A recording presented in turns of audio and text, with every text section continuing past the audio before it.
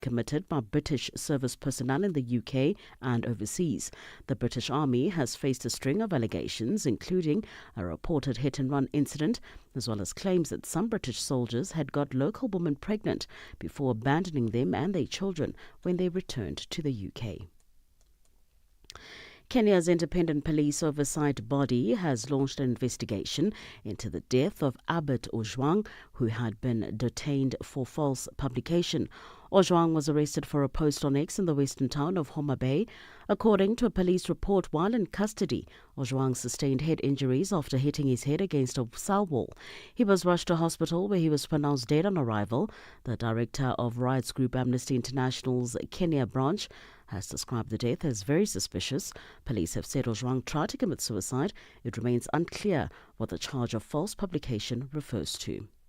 And finally, the Israeli army says it's retrieved and identified the body of the military chief of Hamas, Mohammed Sinwar. The IDF made the announcement yesterday, 3 weeks after announcing his death. The BBC's David Bamford has the details. An Israeli army statement said DNA checks confirmed a body retrieved from a tunnel underneath the European hospital in Khan Yunis was that of Mohammed Sinwar. The Israelis say the body of Mohammed Shabana, the commander of the Hamas Rafah brigade, was also found at the scene. They died, Israel says, in a military operation on May the 13th. Mohammed Sinwar was the younger brother of Yahya Sinwar, killed by Israel last year. He'd been accused by Israel of masterminding the October 2023 attack on Israel that triggered the war in Gaza. Recapping the top story this hour, political scientist with special interest in political economy, Dr. Frederick Guluba Mutebi, says Rwanda's decision to withdraw from the economic community of Central African states will not have a direct impact on regional stability. The move by Rwanda comes amid rising tensions over the M23 rebel conflict in Eastern Democratic Republic of Congo. For any news stories you would like to share with us, please do send an email to newsroom@channelafrica.co.za or call us on +27 1 714 4459. For Channel Africa News, I'm Cholani Tulo Mwebe. SABC News. The African Perspective.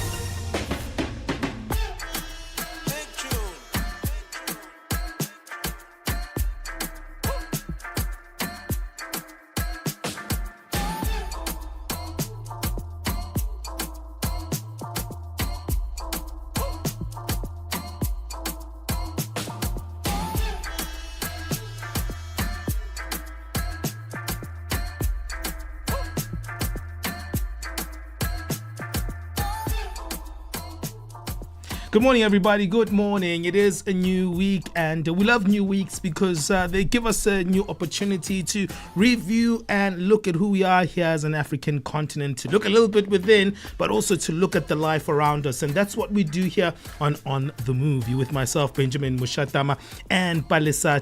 Hope you had a good weekend. Hope you were with family. Even if you were not with family, hope that you had a nice time with yourself, or maybe with some friends, or maybe with a pet. You never know what people get up to on the weekend. Maybe you were partying away. Maybe you just had a quiet time. Hey, whatever you were doing, I hope that it's a good one. And if not, hey, let's start afresh. It is a Monday. It's time for us to actually start afresh once again. Well, looking forward to today's conversations. Remember, today is a Monday, so our debate conversation always takes place, and it's always fun, always having that debate topic in our The Africa View feature every Monday. And in our second hour, we're going to be looking at something very interesting. We had a huge debate about this one, and we landed on this topic. Should we expect influencers to be impactful in society, or should we just let them get their bag, get their money? Why should they be interested in community causes? Why must we always want them to be social activists? Sometimes you see people on social media saying, "Hi, when you don't talk about what's happening, Trevor, no, Trevor, you can see we're in America, but you're not saying anything about what Trump is doing to us. Why are you keeping quiet?" Trevor Noah is like, "Oh, why must I speak?" not even saying anything, like just quiet, like no, this whole thing is not happening. But at times we impose certain things for influencers to do that have nothing to do with them. So we're going to be speaking around that, having that debate in terms of is the influencer responsible for just what they do, or is that addition of their job description to care about social issues? That's what we're going to be debating today with our guests. Well, in the first hour, we're going to be looking at today's topic, which is one that's concerning, that we've seen different scenarios, a lot of cases, criminal cases in South Africa actually taking place. We're looking at this selling of children. It's happening a lot. It sounds very like, why would anyone sell their children? That's what we're going to ask today. Why are we seeing so many cases of disappearing children? And when an investigation starts, we're like, not all situations are like that, but there are unique circumstances when police start investigating the situation. Like, no, the parent is involved, the mother is involved, the grandmother is involved. Oh, no, the brother somehow spoke to that guy and he's the one who actually linked them to this child. So why is that actually happening? We're going to be speaking to someone from Missing Children South Africa, whose name is Bianca, to find out why this whole thing is actually happening. What's your take on that one? It's a bit of a sad occurrence here in South Africa, but I don't think it's a South African thing as well. I think it's happening in different parts of the world. And today in our nutrition and fitness feature, we'll look at the relationship between workouts and the bedroom. That should be an interesting one. Very, very interesting. Great conversations to have today, but we'd love to have them with you. If you are tuned in and you want to plug in and also, be a part of today's conversations, find us on our social media platforms. We are at Channel Africa 1 on Instagram, on TikTok, on X, as well as on YouTube. And on Facebook, we are simply Channel Africa. The next 3 hours are going to be fantastic. We're live on our various social media platforms like Facebook, Instagram, and YouTube. And you can join our live streams there as well. If you want to see what we're getting up to here in studio, 100% live, and you're able to let us know what you have to say on today's conversations. But also, we can hear your voice on +27 63 406 9126. Happy Monday, everybody, and welcome to On the Move. Are you fluent in French, Chinyanja, Portuguese, and Kiswahili? Are you passionate about radio? And are you looking to work in South Africa? Do you have papers that qualify you to work in South Africa? In that case, we might have an opportunity for you to work for Channel Africa. Send us your CV and demo at newsroom@channelafrica.co.za. Remember, if you don't hear from us within 14 days, it means you have not made it or you have not been selected. Channel Africa, the African perspective. Start your day right with Channel Africa Breakfast. That smells delicious. Live, 5 days a week. Get set and be ready to go. On the Move with Palesa and Benjamin Moshatama. All right, today we're going to start off on this very worrying trend story here in South Africa. There are many occurrences that are happening, but there's one that we're going to spotlight that is an example of this very worrying phenomenon of parents selling their own children. Why is that happening? That's the question we're going to be thinking about today. It is unthinkable, right? Until you start peeling back the layers, because behind every story of child selling, there's usually something deeper. There's usually poverty, drug addiction, belief systems, exploitation, amongst other things. So the recent case of South African 6-year-old Jocelyn Smith, whose mother sold her for around $1,100 to a traditional healer, supposedly for her eyes and skin last year, lays bare a chilling truth. Even a parent's love can be overpowered by those things: poverty, addiction, and belief systems.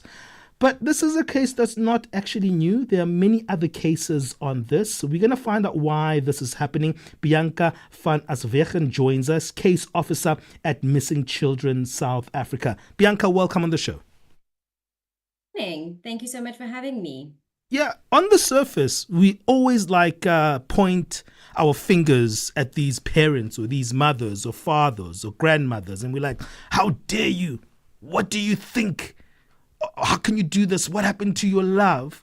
But I think we oversimplify these kind of things when we simplify our arguments and point our fingers at those who are prosecuted for selling their children. There's usually something deeper, isn't there, Bianca? Definitely. And I think if we really have to go and analyze it, the situations where these families come from and the desperation why they're actually selling their children, but still it's completely and utterly wrong. It should not be happening at all. So we have seen this type of crime increase, especially after COVID and lockdown. A lot of people weren't used to being in a home locked up together. I think poverty has a big issue to play here. We've seen a lot of families losing their jobs, and that's also where children are actually being exploited by their own families, but still living with them. So they're using their children to go out as begging rings, for instance, as prostitution, drug trafficking, to bring in an extra income into the household. I think if we look at Jocelyn's case, I know they played on the fact that drugs played a big role there. And as you mentioned, Benjamin, earlier on, it's a belief, tradition, system, on the other hand, where children are being sold to sangomas. For body parts as well.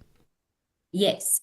So we've got that. We've got the traditional religious side of a child being sold to a sangoma, but then we've also got children being sold for organ harvesting into human traffic, that the human trafficking. Okay. That's not always specifically for sangoma or muti related killings. Thank you for giving us the reasons behind those. But I'd like us to just go back a little bit, because you highlighted a lot of things, and maybe we should just slow down and try figure out what's happening here so we can understand how this underground child abduction system actually works. Some of these things we actually see on the streets. I mean, I've seen a lot of children who are selling goods on the streets, or maybe there are mothers with children, 4 or 5 children. You don't know if those children actually belong to them, but those are the children that are begging on her behalf. So that looks like a little bit of child slavery to me. So some of the things are in our faces, but we don't know how to detect them. But some of these abductions, like you highlighted, like organ harvesting, are happening behind closed doors. Can you give us a little bit of that variety of what's actually happening in this very dark world?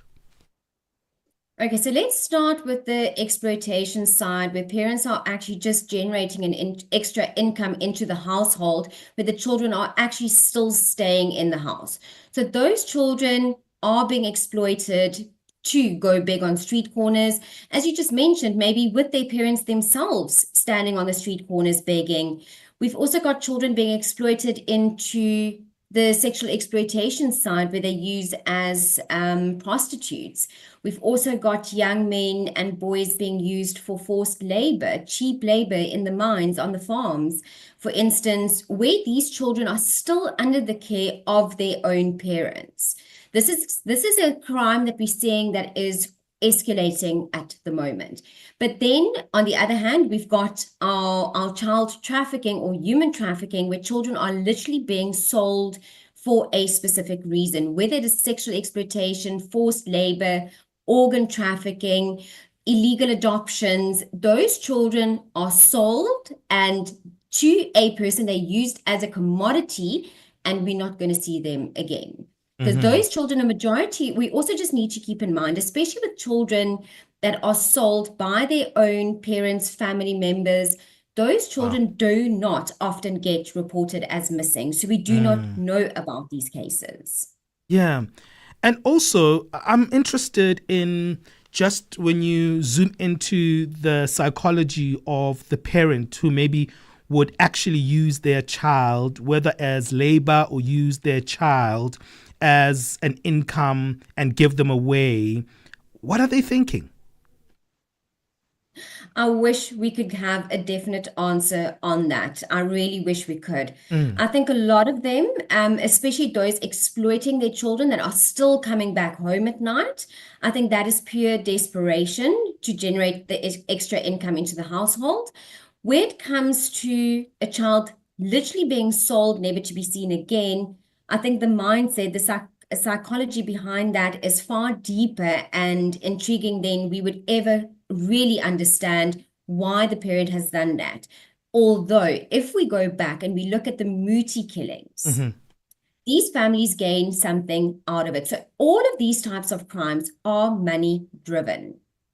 So even the Muti killings, we need to also remember that that is a religious and a traditional thing, where the rest of the human trafficking aspect is all money related. So money talks, if we can put it that way. Money talks. If you can get money for a child, and it sounds good, and they're living in poverty, for instance, so why not do it? But it is such a scary thing to know that a parent who is supposed to love and care for a child is the one that's actually doing this to our children. Yeah.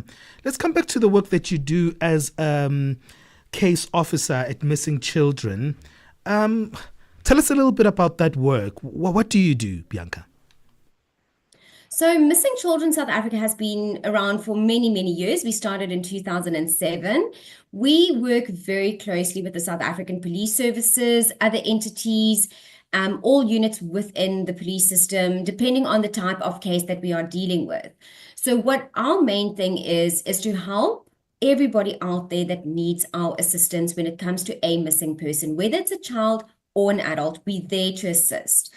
The first thing that we do is we create a flyer and we create the awareness that is instantly needed, where a child's flyer gets spread on social media and then the leads follow. So then we start looking into the case. We work with the police. We make sure that everything possible is being done. We get the right units out on these cases to make sure a child and a family has been reunited. Well, I want us to unpack some of the unique circumstances and scenarios that you've noticed. Earlier on, you were speaking about the fact that this actually is something that has increased in numbers post-COVID-19. We'll reflect a little bit on that and try to figure out how and why. But there's also a lot of mothers listening. There's a lot of fathers listening and family members listening to this show. And they're saying, what do we do? How do we deal with making sure that we don't end up in a situation that it's my child that's missing?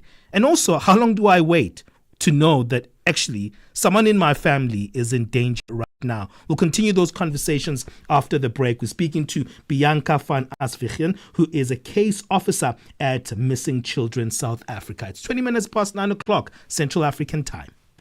The EU-African SME Summit. Join more than 200 change makers from June 19 to June 21 at the Johannesburg Stock Exchange. It's where trade meets transformation. We are building Africa's future through AFC, FTA, the EU's global gateway, and the power of small businesses. It's an opportunity to spark collaboration and unlock Africa's investment. Presented by the European Entrepreneurs, the Pan-African Chamber of Commerce and Industry, and Shared Value Africa. This is a summit not to be missed. Register now at euafricasmesummit.eu. Benjamin Moshatama and Palesa on the move. Children are the most vulnerable in our societies, and it is heart-wrenching when you hear stories of children being kidnapped, children going missing, because it is up to primarily their parents to take care of them. But what happens when the parents themselves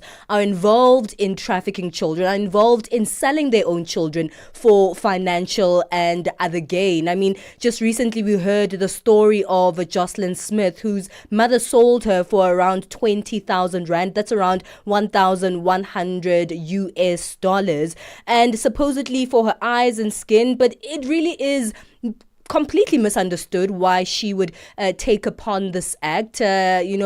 When I saw videos of, Jocelyn's mom as they were going back into the community trying to look for this missing girl, and the women in the community were upset, were angry, screaming at Jocelyn's mother, "Where is your daughter? What did you do to your daughter? How dare you sell your own daughter?" Well, we're still continuing with this conversation, unpacking the dynamics of child selling or trafficking. Bianca van Asvichen, case officer at Missing Children South Africa, still joins us on the line. Children are very vulnerable, Bianca. And we see the injustices that are happening in many communities. As you said earlier with Benjamin, that, the main reason for the selling and trafficking of children is financial gain. And many of the people in our communities live in dire poverty to the extent that, maybe some get to this place where they would sell their own child for financial gain. But then, as a community, as a society, if the parents are the primary caregivers of a particular child, how do you then stop them from going about something this terrible? I think this is actually a very sensitive topic to speak about because, yes, we need our communities to know, we need to educate our communities to look out for specific signs in their communities that might actually just help save a child's life. But then on the other hand, we do not want to plant any ideas in parents' minds about this is what you can do to actually get money. So Right. it's a very touchy subject, but I think we rely on our communities to start implementing safety measures within the community itself. Looking for signs of parents where a child might be abused. We've got parents, there's a child the one day and the next day there's no child. Why isn't anyone asking questions? Why is it not being reported? And I think that is the main thing and the most important thing that needs to be done is that it needs to be reported. People are becoming desensitized to these types of crimes. I think in general in crime in South Africa, people are starting to be desensitized, but it's our community's eyes and ears on the ground that is needed for us to know about these cases because they are the ones that need to report it. That's very interesting that you say that, because the area of other people's children is something that we don't get really involved in. Bianca, it's like it's their children, the way they raised them, they've got their own raising style. I'm not gonna get involved, and maybe that's another area where we as community members need to rethink. Definitely. I totally agree with you. I think people are just to themselves and they don't want to get involved and they just look the other way. But I think that is what needs to change in South Africa for us to be able to make South Africa a safer place for our children. I think people need to start really looking at what is going on around them and start taking an interest. Because if we're not going to do that, we as Missing Children South Africa nor the police are going to know about these cases, and more children are going to fall victim to these types of crimes. I think what we don't understand is that these are huge, really deep running syndicates that are taking place, because there wouldn't be a need for, children to be sold, children to be trafficked if there wasn't a demand for such. What's happening on the outside, in terms of law enforcement when it comes to uprooting these syndicates where children can easily be sold, moved around and taken, we don't even know where they're taken most of the time. Yes, it's a very sophisticated, organized crime when it comes to human trafficking and child trafficking. So South Africa is also seen as a transit, import and export destination where children and people are being used within our country. We've also got victims taken out of our country and victims being brought into our country. In our police system, we've got a specialized unit that works specifically on human trafficking cases. So they are there to combat this problem, but I know it's always not as easy because they are overcapacitated with cases, but this is also where we ask the public to please keep your eyes and ears open. You need to report it for us and them to be able to help with the situations. How easy is it to find a child once they've been sold or trafficked? Unfortunately, with human trafficking, only 1% of human trafficking victims worldwide is ever found. Wow. We've had some wonderful stories of children that have been trafficked that we have found back, but unfortunately, it is such a sophisticated crime, they know how to cover their tracks. So that is why we need to know what's going on in the areas to actually get these syndicates before they can actually get more victims. What is the ABCs of communities and how they should be dealing with such circumstances? Obviously, trafficking is not just about the parents themselves selling the children, but children can be trafficked in many ways. They can be grabbed off the road while you ask them to go down to the shop. But there isn't no instance where parents can actually watch their children 24 hours a day. We have to work. We have to find, means to make a living. And so it's tough to know that just because I'm not with my child at a particular time, something like this could happen to them. What should communities be doing every day to try and avoid these? I think this goes for missing children in general. Children's safety in general, not just for human trafficking. Right. So we do ask, and I think we need to firstly point down to the line. We start at home. The safety starts at home. So you as a family need to implement the right safety measures. One of our biggest platforms that's also very dangerous to our children is social media, especially our teenagers. And that is where a lot of children are being groomed and lured, and especially into human trafficking syndicates. So that is where the parents' responsibility comes in, to monitor their children's social media use, to implement safety measures there. There are apps that they can use that they actually can monitor from their phones, stop certain things from happening. But I know we are living a busy life. We have to work. We're not there to protect our children ourselves 24/7. Yeah. But make sure that you have your child with a trusted person if you are not there. Mm-hmm. So it's very important also. For instance, at school, we need to teach our children to stay inside the school grounds until the parents get there to pick them up. If unable to pick them up and they have to send someone else to pick them up, the school needs to be informed. And also the child has the right. What we always tell our children is to create a family exclusive password with your parents, that if a person needs to come and pick you up, you can ask that password. If a password is not known, they know the parents never send that person. So there's a lot of safety measures that can be put in place. So there's no need for a child to not be supervised at any time of day. There is alternative measures that can be taken. I think also our communities need to enlarge their safety protocol. If they do see a child out on the street by themselves, ask the question, where are the parents? If you do know something that's going on, report it, because action needs to be taken in all aspects now to ensure our children's safety. Absolutely. Bianca, where can we go to find out more information about missing children South Africa, and of course, offer our support? Our website has all the details. It's missingchildren.org.za. We've got great safety tips there for parents, children, and school holiday safety tips. We've also got what we call an interim ID kit that a parent can download and fill in. It's all the details that is needed for when you find yourself in a situation where a child has gone missing, to give that information directly to the police, to have that case open, and a search can be started immediately. Then all our contact details is in there. We've also got the process of what to do when a child goes missing or when a person goes missing. Mm-hmm. And then we've got the donate button. Our services we render is absolutely free to anyone that is in need of our assistance. But we do ask the community to please support us. Click on the donate button and help make South Africa a safer place for our children. Thank you so much for your time, Bianca. That is Bianca van Aswegen, case officer at Missing Children South Africa, speaking to us about the dynamics of child selling and trafficking. 9:30 Central Africa time. Let's get our latest sports news. Sports on Channel Africa. The African perspective. Good morning, guys. We begin with athletics. A female runner who was reported missing yesterday after completing the Comrades Marathon has been found in a critical condition on Point Road in Durban CBD. ALS paramedic spokesperson Gareth Jamieson says after she was reported missing, a wide-scale search was launched. Just an update for the missing runner that has been located near the NSRI base on Point Road in the Durban Central area.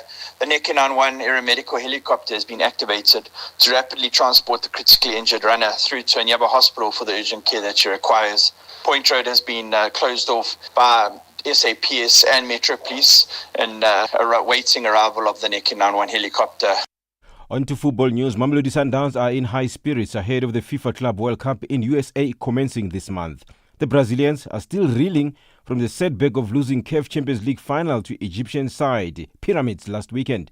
The team departed for the USA on Sunday afternoon. This will be the second time the Brazilians participate in the World Cup, having been there in 2016. Goalkeeper Ronwen Williams says they were given 5 days off after the final just to re-energize for the World Cup. It was also important just to stay away from each other. I mean, we've played so many games this season. We've played so much soccer and we've traveled so much as well. So this 5 days away from each other, also just to re-energize again and get that spark back. And obviously it was devastating. It was hard to accept that defeat, but we have to go again. Sundowns will be in Group F with Borussia Dortmund from Germany, Fluminense from Brazil, and Ulsan from South Korea. Assistant coach Steve Kompela says they are excited to go to the World Cup. Well, that is gone, man. It's gone, and we have to look at the next on the calendar. It's a different calendar. We have to embrace the next challenge, and it should also give us excitement that now you are going to the Club World Cup. In as much as you also have to pick the pieces from what you went through in the CAF Champions League. But we are excited to go to the US and also compete with the best teams in the world. It's a Club World Cup. The World Football's governing body, FIFA, says the upcoming Club World Cup will see a range of innovations introduced that will make the tournament even more entertaining and engaging for fans, while streamlining operations and boosting transparency. Following the International Football Association's board's approval, referees will wear body cameras at the competition, and the footage will be used by FIFA Club World Cup 2025 exclusive global broadcaster DAZN as part of the live match broadcast during the tournament. After the successful trials at the FIFA Intercontinental Cup 2024 and a number of FIFA youth tournaments, an advanced version of the semi-automated offside technology will be in place at the FIFA Club World Cup, with the aim of making the decision-making process for offside situations as fast as possible. Let's end. Rwanda's Florence Niyonkuru clinched the gold in the women's half marathon at the 20th edition of the Kigali International Peace Marathon held on Sunday in Kigali, leading a dominant Rwandan performance that saw 7 local athletes finish in the top 8. Niyonkuru crossed the finish line in 1 hour, 13 minutes and 57 seconds. Fellow Rwandan Adeline Mosiambeyozu followed closely with 1 hour, 14 minutes and 18 seconds to claim silver, while Kenya's Vivian Chepkoech finished third with a time of 1 hour, 15.10 seconds. In the men's half marathon, Kenya's Derek Njoroge took first place after clocking 1 hour, 05.23 seconds. For any sports stories you'd like to share with us, please send an email to newsroom@channelafrica.co.za or call us on 711 714 4459. This is Channel Africa Sport with me, Fidel Ngwati. Sports on Channel Africa. The African perspective. Hi, I'm Tami Ngubeni, anchor of Africa in Business on Channel Africa, bringing you the African perspective. And I'm Ashraf Garda, host of the National Pulse on SAFM, leading the conversation. We've joined forces to bring you in-depth, exclusive G20 developments as we count down to the much-awaited inaugural G20 Summit in South Africa, November 2025. Tune in every Thursday at 16:20 Central African Time as we explore how this first G20 in Africa impacts the continent, from trade and innovation to climate and development. It's a powerful crossover between Channel Africa and SAFM as we bring you the G20 through an African lens. The G20 in Africa. Global Summit. An African voice. All right, it is 9:36 Central African Time. Let's get the latest business news.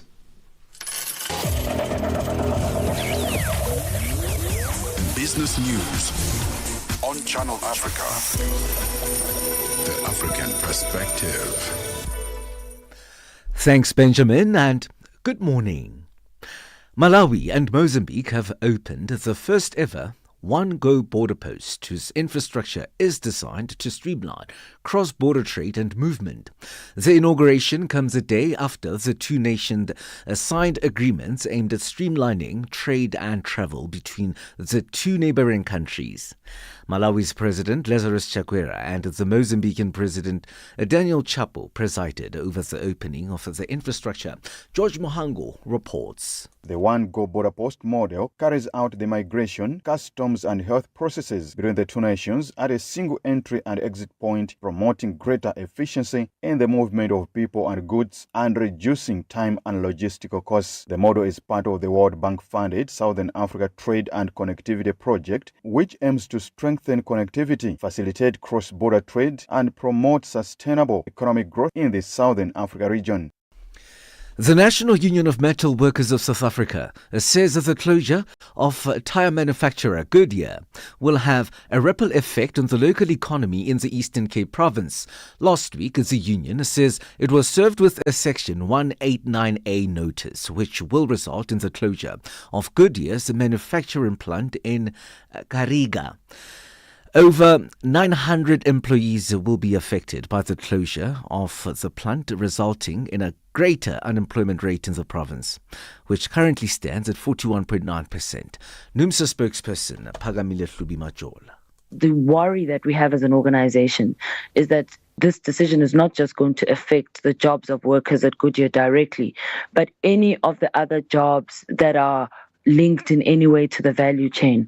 There are companies, smaller companies, for example, that provide services to Goodyear, and the closure of that plant will mean that those companies are also likely to be affected. So we're actually likely to see far more than 900 jobs being affected by this decision. South Africa's tourism sector has come into the spotlight following the recent update to the United States Department of State's travel advisory. While the advisory maintains a level 2 rating, exercised increased caution. It has sparked conversation around safety and perceptions of travel to the country.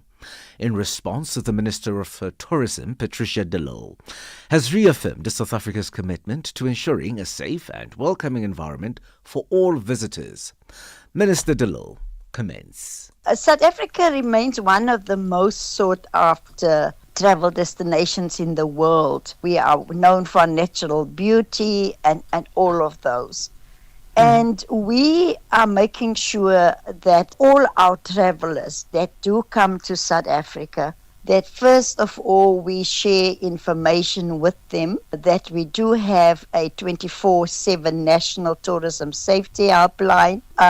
Also, the hospitality sector will issue also advisories, to possible visitors. Botswana's Dipsona Diamond Company is temporarily pausing production at some of its mines, cutting output in response to prolonged weakness in the global diamond market. The global diamond market has experienced a downturn since the second half of 2023, which caused Dipsona to cut production by 27% to 17.93 million carats in 2024. Dipsona, which accounts for about 90% of Botswana's diamond sales, reported a 46% drop in sales revenue last year. Zambia says its Afrexim Bank loan is commercial and will be restructured. Secretary to the Treasury, Felix Nkulu Kusa, says that they are still at the negotiation stage and the debt will be restructured.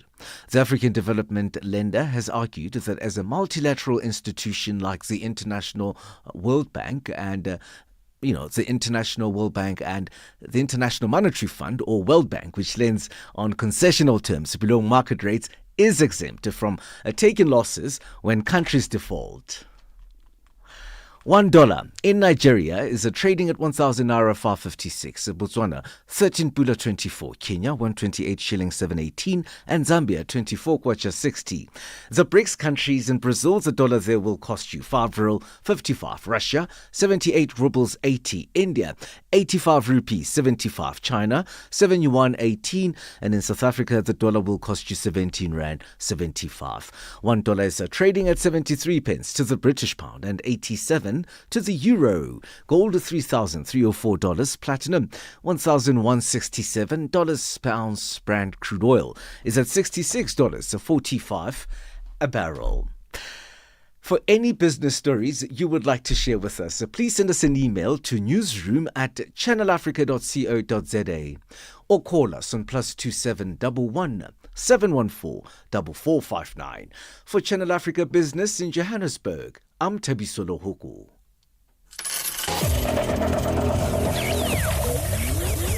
Business news on Channel Africa. The African perspective.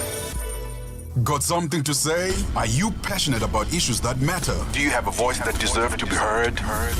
Well, we've got the perfect platform for you. Call in or drop us a WhatsApp on +27 63 406 9126. And we will call you back. So you could have your say and be part of the conversation. 30 years of age. I just turned 30 on the 15th of November. So yeah, that's who I am, you know. It's not just talk. It's your chance to air your views. Share your opinion. Engage with a community that values your perspective. Follow us on our social media. Visit our website at www.channelafrica.co.za and get ready to share your views on Channel Africa, the African perspective. África. Conhece o Ntivani? Claro que sou eu. Ntivani é o amante da música de corpo e alma. Eu amo música africana. Ele aprecia todos os tipos de melodias e passa os seus dias a ouvir a Channel Africa. Adivinha só, a Channel Africa quer ajudar o Ntivani e os amantes da música em todo o lado a descobrir ainda mais música incrível. Por isso, a Channel Africa está a convocar artistas africanos a submeterem as suas músicas. Músicos, lembrem-se de nos dar todas as informações relevantes no music@channelafrica.co.za. As submissões são a vossa oportunidade de ser ouvidos, mas não garantem inclusão na lista. Todas as submissões serão cuidadosamente analisadas para verificar se cumprem os requisitos da nossa estação. Canal África, a perspectiva africana. Africa, the pulse of the continent. This is Channel Africa, the African perspective.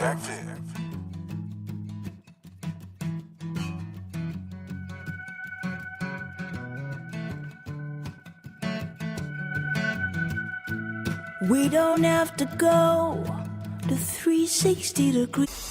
Africa has a voice, and that voice is Channel Africa. It keeps you in motion, speaking, singing, questioning, rising. Wake up with Rise and Shine 6 till 9. Peter and Asanda, as they bring you breaking news, sharp analysis, and the voices that shape the day. At mid-morning, we get on the move with Palesa and Benjamin, digging into the African lifestyle, people, and the things that make Africa smile. 12 till 1, Africa Update with Lulu Kabu, getting in-depth, powerful stories, and the perspective you won't hear anywhere else. The Upside, 1 till 4, live and real, with Tebucho Likweleni and Nompumelelo Ngubeni. Tame Ngubeni talks money, Africa in business, 4 till 5 p.m. 5 till 6, we put on a little bit more color. Vue d'Afrique with Joel Moteba. We go to East and Central Africa and find Darubinia Africa with I Am Shakif. Madapiri gives us some life. Zochitika, 7 till 8 p.m. Maria Mokumalo comes in 8 till 9. We get some useful knowledge. Kalodiscopia. 9 till 10. We take a look in Africa and beyond. Africa World Hour with Sipiso Makwetla. And we close it up with some love. The Hotlines with Shailen Dikumana. 10 till 12 p.m. on Channel Africa. Across borders, across time zones. On air, online. This is Channel Africa. Africa has a voice, and that voice is Channel Africa. It keeps you in motion, speaking, singing, questioning, rising. Wake up with Rise and Shine 6 till 9. Peter and Asanda, as they bring you breaking news, sharp analysis, and the voices that shape the day. At mid-morning, we get on the move with Palesa and Benjamin, digging into the African lifestyle, people, and the things that make Africa smile. 12 till 1, Africa Update with Lulu Kabu. Getting in-depth, powerful stories, and the perspective you won't hear anywhere else. The Upside, 1 till 4, live and real, with Tepuho Likweleni and Nompumelelo Ngubeni. Tami Ngubeni talks money, Africa in business, 4 till 5 p.m. 5 till 6, we put on a little bit more color. Vue d'Afrique with Joel Moteba. We go to East and Central Africa and find Darubinia Africa with I Am Shakif. Madapiri gives us some life. Zochi Tika, 7 till 8 p.m. Maria Mokumalo comes in 8 till 9. We get some useful knowledge. Kalodiscopia, 9 till 10. We take a look in Africa and beyond. Africa World Hour with right here on Channel Africa. You're listening to us on DSTV channel 802, Open View 6 to 8. Thank you for joining us there on our live stream. Chenge, that's our champ, Zoe, streaming live from Cabanas in Nairobi. He says thanks for a nice and interactive session. Thank you for your commentary there as well. Thank you Kagiso Tao, who's showing us a meme of number 1. And yeah, so thanks everyone for joining us on that particular platform. We see Masco J Chingwe. If you want us to give you a shout out, come into our live stream and we can holler back at you, but also let us know where you are listening to us from. Today we're speaking about a very sensitive topic about mothers, fathers, family members, neighbors selling children in South Africa. Looking at why does that happen? I mean, why does it actually occur, and what are the things behind it, and what is worrying about it is the fact that is it fair? I don't know how to put this, right? Because I was listening to that conversation we're having when our guests were saying, yeah, it's poverty that's actually exacerbating these children. Yeah. Mothers are doing it because they want money from the whole process. And then I'm thinking, is that fair? Is that fair that your need, that you have to actually hustle on yourself, you then put it on the burden of your child, and then your child has to deal with the consequences, and the worst consequence then being death? Yeah. It's not fair. I mean, it's not fair at all to think that, children are innocent, children are vulnerable, and they're put in the care, they're born in the care of individuals that are supposed to take care of them. If we look at, the issue of Jocelyn Smith itself, as the court case was going on, there was a huge emphasis on the drug use of, Jocelyn and the people that are around her. But even the judge themselves said, it doesn't matter that you were under the influence of drugs or you were, poverty stricken. It still does not... it doesn't say that you should sell your child, because you live in a community with people who are just as poverty stricken as you are, people who might also be under the influence of various things who do not sell their children.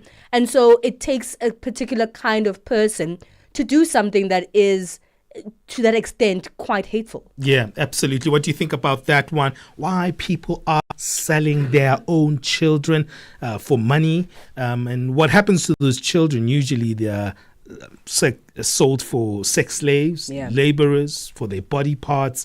So it's not really, really kind what's happening in that situation. What's your take on that one? WhatsApp us on +27 63 406 9126, +27 63 406 9126. You can do that on that WhatsApp number, or come into this live stream and let us know why you think this is actually happening, why people are selling children, for horrible things. Give us your thoughts on that one. Let's take a break. It's 9:50 Central African time.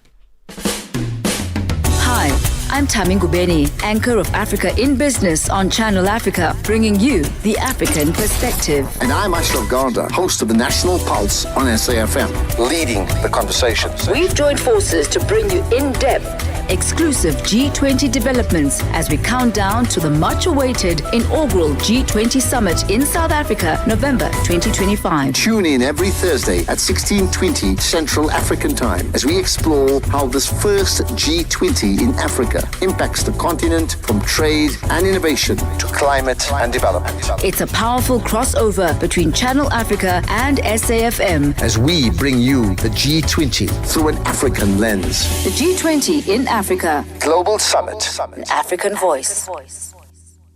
the news, music, and lifestyle of Africa on Channel Africa, the African perspective.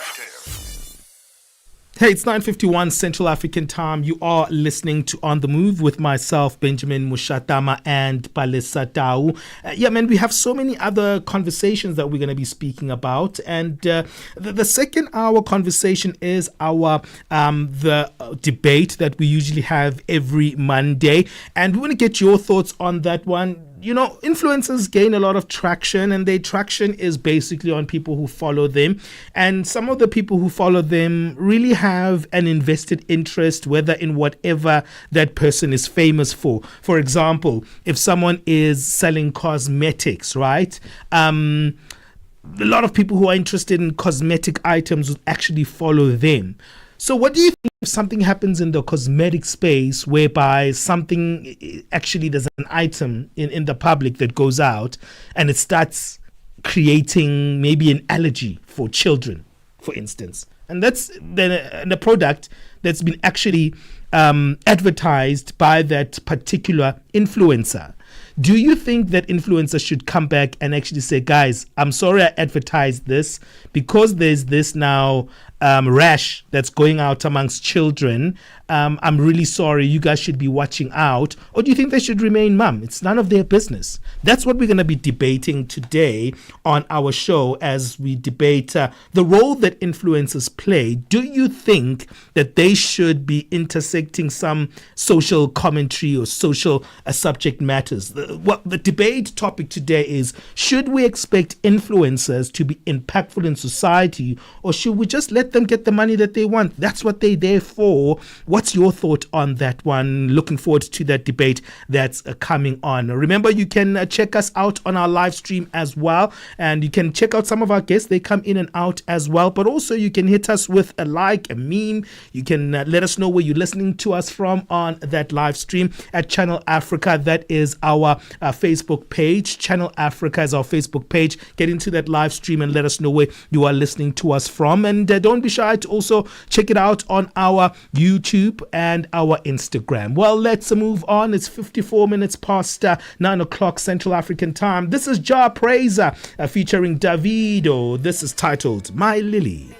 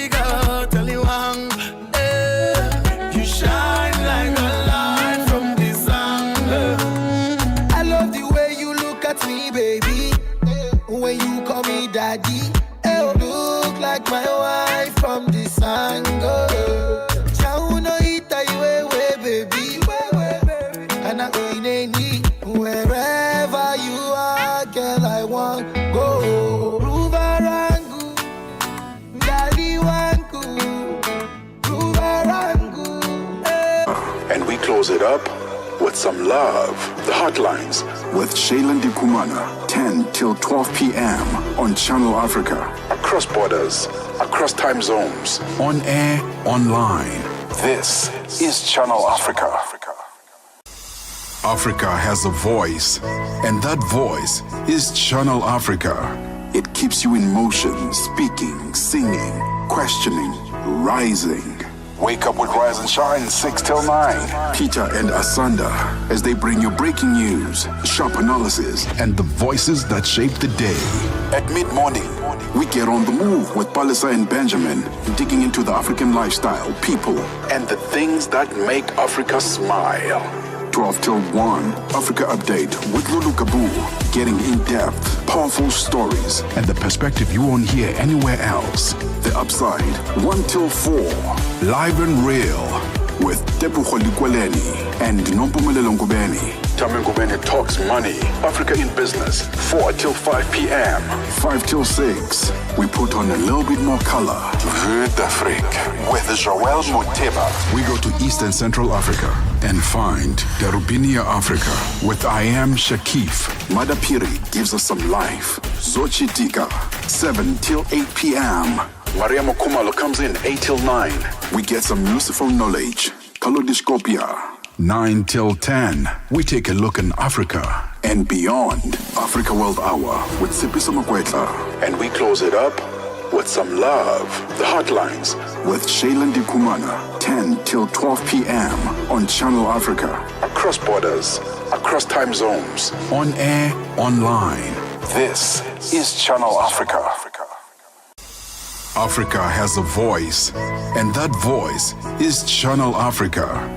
It keeps you in motion, speaking. Video also featuring a sound of the South African national anthem there. This one is titled My Lily, taking us out of the first hour of the show. This is On the Move with myself, Palesa Tau and Benjamin Moshatama. Going into the second hour of the show, where the African View debate will be taking place here on the Move. And today we're finding out, should influencers, your favorite maybe luxury influencer, maybe you like music influencers, how about your favorite beauty influencer, should they have an impact on social issues, or should they be expected to be impactful in society, or should they just get their bag? Should they just be about their money, do their job, do what they need to do, and keep it moving? Let's find out in the next hour, just in a couple of minutes. But for now, let's bring back Jwalane Tulongwepe for our latest news update. No time to waste. Be on the move with Benjamin Moshatama and Palesa Tau. SABC News. The African Perspective. Thank you, Palesa. Top stories: the Sawa reaction to Rwanda withdrawing from the ECAS, and Trump's travel ban comes into effect today. Good morning. Political scientist with special interest in political economy, Dr. Frederick Guluba Mutebi, says Rwanda's decision to withdraw from the Economic Community of Central African States signals that there has been unanimity in condemning Rwanda for its role in the conflict with the DRC. Justifying the move, Rwanda also accused the neighboring DRC of instrumentalizing the bloc with the support of member states. According to the Foreign Ministry, Rwanda's right to the rotating presidency, as stipulated in Article 6 of the treaty, was deliberately ignored with instructions from the Congo. Mutebi says this move will, however, not have a direct impact on regional stability. What that exit demonstrates is that within ECAS itself, there has been a degree of unanimity in condemning Rwanda's so-called undermining of DRC's territorial integrity. But as far as resolving that conflict is concerned, I'm not sure it's going to be affected at all. The Malawi Defence Force has been squarely implicated in the tragic plane crash that killed Vice President Salos Chilema and 9 others. The government of Malawi has informed the families about the findings of Germany's Federal Bureau. According to the investigation, the plane used for the ill-fated flight was not fit to fly, with documented maintenance issues that had not been addressed. The damning report cites critical failures in aircraft maintenance and pilot fitness. raising serious questions about accountability and oversight within the military's aviation operations. The crash occurred on the 10th of June in 2024 when the aircraft operated by the MDF went down in the Chikangawa forest en route from Lilongwe to Mzuzu. The United Democratic Movement Women's Organization, UDEMO, in South Africa, has condemned the recent return of Oscar Pistorius to public sports, calling it an insult to the memory of his girlfriend Riva Steenkamp. Pistorius, who was convicted of murdering Steenkamp in 2013, completed the Ironman 70.3 triathlon in Durban last week. This was Pistorius' first athletic appearance as being released on parole in January last year. The organization's Secretary General, Thandi Nontenja. This is an insult to all the victims of gender-based violence in South Africa. We all know that at the moment the country has a pandemic that is reaching a crisis point for femicide. To have him on parole is one thing. To have him participating in public sports as if nothing had happened, it's heart-rendering for the family that lost a child who will never participate in anything, not even her own birthday. U.S. President Donald Trump's sweeping new travel ban, which bars citizens of 12 countries from entering the United States, come into effect today. The order, which Trump signed last week, restricts the nationals of mostly African countries: Chad, Congo-Brazzaville, Equatorial Guinea, Eritrea, Libya, Somalia, Sudan, Burundi, Sierra Leone and Togo. Others are nationals from Cuba, Laos, Turkmenistan and Venezuela, amongst others, will face partial travel restrictions. The U.S. president said the list could be revised if material improvements were made, while other countries could be added as threats emerge around the world. Recapping the final story, a UK soldier has been accused of raping a woman near a British Army training camp in Kenya, where another soldier was previously accused of murder. The alleged rape happened last month close to the British Army training unit north of the capital, Nairobi.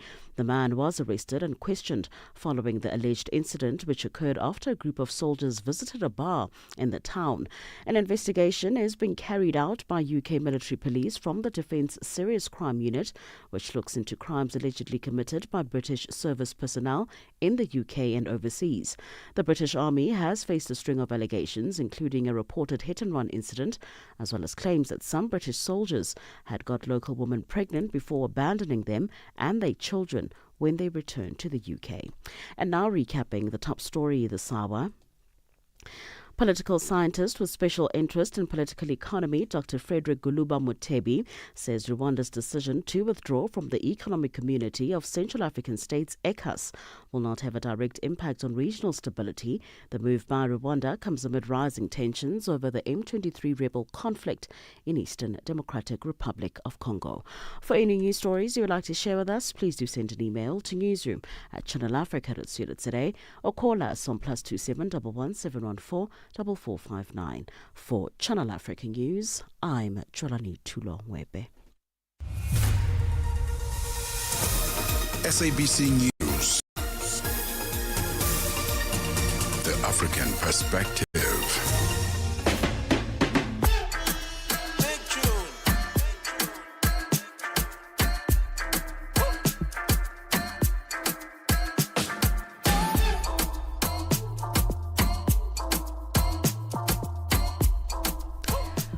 Is your favorite influencer, and what do they do? I think the beautiful thing about influencers is that they come with so many different ranges. There's an influencer out there for every single thing that people might be interested in. In fact, influencing starts like that, right? You have a particular interest in a particular thing, and then you start displaying your interest on social media, and then your numbers start growing, your interactions start growing, and all of a sudden you're in your bag, coming companies and brands are calling you, they're paying you to advertise on your page, they're taking you on trips, just to be a part of that specific thing that you already love doing to begin with, but now can share with everyone else. Now the people who follow you and who interact with your page also have obviously similar interests that you have, which is why they want to go on your page, and they both interact with you, but they also interact with the world in a different way. Then big stories come up, maybe something that's directly affecting this influencer, or maybe even the topic that they like to speak on. Should that influencer be forced? Should that influencer be expected to be impactful on social issues? Or should we just let influencers be? Should we allow them to do their job as we all are in society? I mean, we're not all speaking out on social issues on our social media platforms. We go to work, we get paid for what we do, and we get home. But not all of us have hundreds and thousands of people who look up to us, who follow us, who interact with us, and who want to know what we're up to. Is there an expectation for influencers to be impactful in society, or should we just let them be? That's today's African View debate that's going to be taking place. We'll be speaking to Murray Legg, co-founder of Webfluential, which is an influencer marketing platform, but we'll also be speaking a little bit as part of the debate to Lucille Dandara, founder of Nefertiti Holdings, both on each side of this debate, to find out if we have an expectation of influencers for social impact, or to just let them be and let them do their job and get paid for it. Well, that's what's going on in the second hour of On The Move. Do join us on www.channelafrica.co.za. It's always great to have you as a part of the Channel Africa family. We can also be found on our audio bouquets, that's DSTV channel 802 and OpenView HD channel 628. And of course, we are also on the SABC Plus app, another great way to be a part of the Channel Africa family. Hey man, our final hour conversation is very, very, very saucy. You know, we love saucy things now and then here on our show. In our nutrition and fitness corner, we're going to be looking at exercise and physical fitness.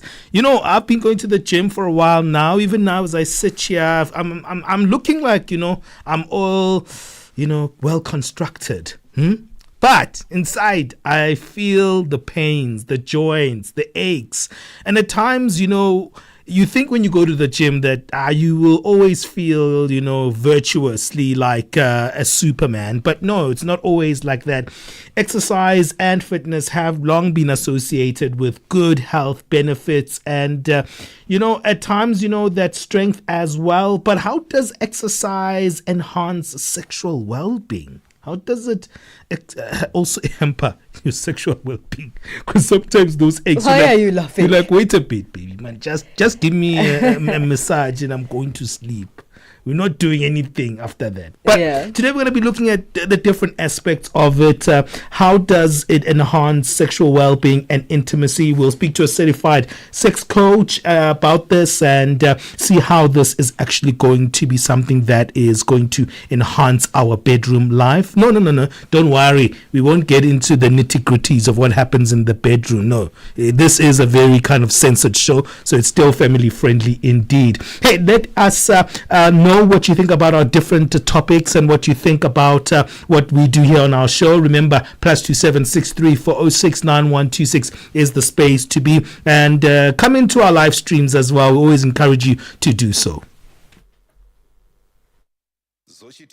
ndimadaphiri kamlondola wazochitika pena paliponse nduna wazamalonda kumalawi waletsa kampani yopanga shuga ya ilovo yomwe ndi nthambi ya ilovo sugar group limited kuti isiye kutumiza shuga kumaiko akunja. malingana ndi nduna ya zamalonda Vitumbuko Mumba, izi zithandiza kuti shuga yemwe yakusowa pamsika azipezeka. ndiye pano ndili ndi George Muhangu amene ali mu mzinda wa Blantyre mu dziko la Malawi. chimene chikupangitsa kuti shuga azisowa ndi chani? chomwe chikupangitsa kuti shuga azisowa ndichonena kuti panopo ili ngati off season ya makampani a Ilovo Sugar Malawi, kunena kuti sakutha kupanga shugayi okwanira chifukwa akukolola. ndiye akamaliza kukolola pameneno atayambeno sopano kugaya shugayi kuti azipezeka. chinanso ndichonena kuti ma distributors amene akumakagula shuga kaya ndi ku Ilovo kaya ndi kusalima shuga akumagulisa ku maiko akunja ngati Zambia, Zimbabwe, Tanzania, Mozambique. zochitika ndimadaphiri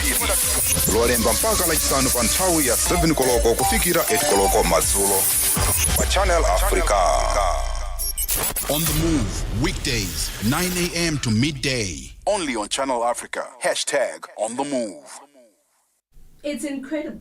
It's incredible just how much social media has, changed over time. And not only is it a space where we connect with one another, where we get entertained by each other, but it's also a workplace for many now. And simply by displaying your personal likes on social media, or maybe even having conversations that other people relate to, you can become a social media influencer, gaining traction from hundreds and thousands and even millions of supporters who love to see what you do, who love to see what you get up to, and also sort of love your opinion on certain things that you both like together. So whether it's beauty influencing, maybe it's relationship influencing, how about music and many other things? There are platforms for influencers to communicate with people in a way that we cannot do on an everyday basis. But should influencers be expected to be impactful in society? If there is a social or societal, conversation that goes up, should we be waiting eagerly to hear what the influencers have to say, and eagerly on whether or not the influencers will speak up on certain issues?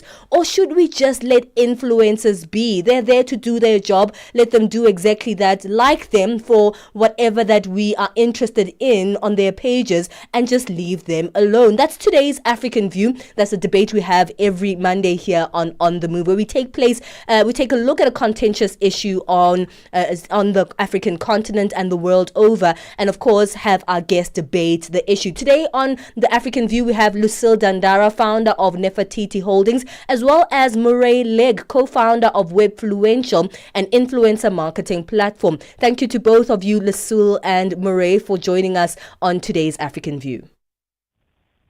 Thanks so much for having us.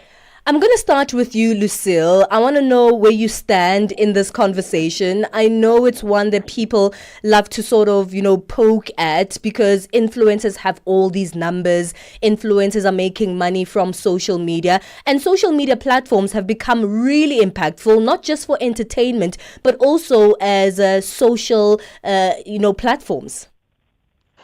I mean, they are more than just entertainers. They are thought leaders to some certain degree. They influence culture. They influence, people's thought processes. They set trends. They shape opinions of people. And the sad reality is, although a lot of them don't want to accept it, I think we're getting better. We're getting better with them realizing that embarking in that journey and in that space comes with a level of responsibility. And it's simply that you have a societal responsibility if you are in a position of influence. And as much as you want to call it or shape it, whatever you want it, it's as simple as that. And with that being said, you have to be kept to a certain standard. And unfortunately, that's just how society sees. Not unfortunately. I mean, for me, I feel like you have made a conscious decision. In most cases nowadays, other people become influencers by default of their career, whether actor, singer, whatever the case may be. But what that also on its own in another light comes with its own level of responsibility. You make a conscious decision to go into because it's a career right now. It is a career. You've made a conscious decision that that's what your career is going to be. And you should know that it comes with a level of responsibility or accountability to the society that you are impacting, that you are influencing. So I do believe that they do need to be held to a certain moral standing to some level. It's unavoidable. And the impact that influencers have right now, especially on your Gen Zs and millennials, they prefer to listen to what influencers are saying. So if you want to play a role in our future generations, it needs to be a positive one. And unfortunately, because of your influence as it is, we have to hold you accountable. All right, Murray, I'd love to hear your opening statement and where you stand on this matter. Thank you. Yeah, it's an interesting space that we in, and I mean, absolutely to agree with some of the points Lucille makes. Influencers these days hold so much sway over society and the decisions that we as consumers make. I just think that in the same way that this industry has matured, influencers now are becoming professional. So in the same way that, we might go and study a bachelor's degree and specialize to become a professional, influencers are going down that same road. So just because they're swaying over an audience, I don't think there needs to be a social or moral obligation to say the right thing or to, be a distribution point for something. I see it differently in that, professionals are already good at their job, but there is an optionality that they might have to use the position that they hold in society to be able to deliver a message. Lucille, you made the example of actors and actresses. So, the same could apply to a sportsman. Just because someone's good at soccer doesn't mean that they have to have an influence over society from a, specific standpoint. But on the actors and actresses, maybe, that they can do what they do really well, which is entertaining an audience, and they make a lot of money doing so. And maybe one or two of them will use the vantage point. Like, let's look at Leonardo DiCaprio. He'll use his position of influence in the world to be able to lead a message around the environment. So I think it's an option. I don't think it's a requirement. All right, let me come back to you, Lucille. People sometimes would love to place their own personal moral obligations on influencers. And, sometimes influencers aren't really attached to a particular social issue. So I'll give you an example of, a young lady who's, a beauty or a luxury social media influencer, dresses like she wants. And then you go down in her comments and people will say, you are a bad, reflection for our young kids. Aren't you supposed to be a role model? And this influencer says, well, it's actually your responsibility to, shape the moral obligations of your child. And I don't want you to place those obligations on me. I 100% agree, right? That firstly, no, you're not going to place your parental responsibility on a random stranger, because they are random strangers, even though they have influence, then they're in the space and so forth. That is a random stranger, and it's not their responsibility to grow, your kids. But I do believe, though, to a certain extent, they need to be cognizant of the fact of, the impact, and absolutely just being oblivious and denying that they do have a level of impact is for me a irresponsibility. Although, for this one, I'm really stretched. Well, not stretched. I kind of a little bit conflicted, because it's like, okay, so they must hold the responsibility. And then you will get on the backside people that are these parents that are like, my children can't see you in that, you naked, you what, you this, that, and the other. But no, ma'am, that's your responsibility for your child to know that whether that person is naked or whatever the case may be, they still need to go according to the morals and the teachings that you as a parent has taught your child, because everybody teaches their children. That specific influencer also grew up in a certain way, has learned a certain way, is a certain age that they've had whatever life experiences, and they living their lives according to that. But I do think that, man, there needs to be a certain level of responsibility. But I just feel like people they shouldn't hold their man to this. You still need to allow them to live. Yeah.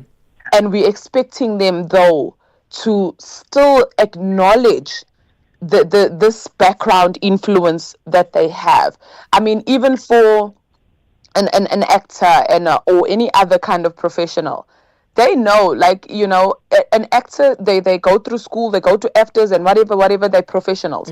But still, if they do something that is left-wing out morally or whatever, and it's on social media, it impacts their profession. They lose gigs, they lose people still hold them, even though they are professional, and they're just as good as a nurse who does a job, or even a nurse who's doing a job. If she does something that is not morally there, what she still looked at differently. People still hold her to a certain standard. All right, Lucille, I want to stop you there. We need to take a quick break and we'll come back. You brought up something very interesting when influencers, when people in positions of influence, where people who are looked up to, when they do things that are out of their own obligation, personal things to them, they sometimes can lose jobs from the lack of that social impact. And I'd like to hear what you think about that, Murray, after this break. We're speaking on today's Africa View debate. Should influencers be expected to have social impact, or should we just let them get their bag? It's 21 minutes past 10 Central Africa time. Mornings made better with Peter and Asanda on Rise and Shine, weekdays 6 till 9. In recent weeks, East Africa has seen a disturbing rise in human rights violations. In Kenya, digital activist Rose Njeri was arrested under the Computer Misuse and Cybercrimes Act after creating a tool for citizens to oppose the Finance Bill 2025. Meanwhile, in Tanzania, Kenyan activist Boniface Mwangi and Ugandan lawyer Agatha Atuhaire reported being detained, tortured, and sexually assaulted by security officers. East Africa needs a reset. We need to get back East Africa to where the founding fathers are. When President Nyerere and his colleagues, Jomo Kenyatta and the Ugandan counterparts fought for independence. They fought for independence to get Africans out of poverty, to get Africans out of slavery. The leaders who took up power have since gotten into regression. Neto Agostino, co-leader of the United Green Movement Party. Mornings made better with Peter and Asanda on Rise and Shine. Keeping you on the know and on the move. All right, we're having a very cool conversation for our debate today, the African View feature. Should we expect influencers to be impactful in society, or we should just let them just get their bag? Hey, man, Trevor Noah was very quiet when the delegation in the US was there in the Oval Office. And he didn't say anything. And people were like, Trevor, you are there in America. Like, say Speak something. for us. And Trevor Noah, still to this day, hasn't said anything. It's like, I'm gazing in, I'm not coming. I really think he's going to put it in a comedy show We'll somewhere. We'll see. But it'll be too late. Some people will argue. But was he supposed to say anything as a comedian who's well known, an influencer, as a podcaster, as a comedian? Or is his job just to do what he does, what he's good at? That's the big conversation we're having. And debating both sides, we're joined by Lucille Dandara, who is a founder of Nefertiti Holdings, and Murray Leg, co-founder of Webfluential, an influencer marketing platform. Murray, I like what Lucille was saying. Hey, these people are human beings. She's actually making a distinction here. She says there's a responsibility to actually engage in social issue, but that doesn't mean that these people cannot be people that have their own personalized ways of doing things. They're also human beings in themselves. So she's not overriding the fact that they can't be professional or the fact that they can't be themselves, like you are arguing to a certain degree. She's saying responsibility is still important. How do you rebut that? Yeah. So yes, if we think about such a topical issue for our country, which is our democracy. If you play that out in social media, influencers and the place in which they play is the ultimate democracy, because every like or vote of that particular person. So you must look at the market and you must say, this is the most efficient market possible, because the people that produce the best content per their audience will get the most number of votes. And then if you just sort of extend that story, say, okay, well, if they have this obligation to share, their view on social issues or have some social impact, what is the function that they should be listening to? Who decides that this is the narrative that needs to be communicated to the audience from behind the scenes through these influencers. I think, in terms of having a democracy, it requires authenticity. And if these influencers start sharing, some discourse in a public square that someone else has decided, that almost becomes a little bit propaganda-ish. So, I think that it's a lot healthier if influencers are all sharing their own opinions. Yeah. And the audiences are putting their votes behind them depending on the number of likes they get. Yeah, that's a very strong argument that you're making there, Mireille. Lucille, these people have to stay within their audiences, and also they have to also appeal to products or companies to actually align with them. So whenever they get too politicized or whenever they get too social, they could actually deter their profit-making strategies. And I think Mireille has a big point there, Lucille.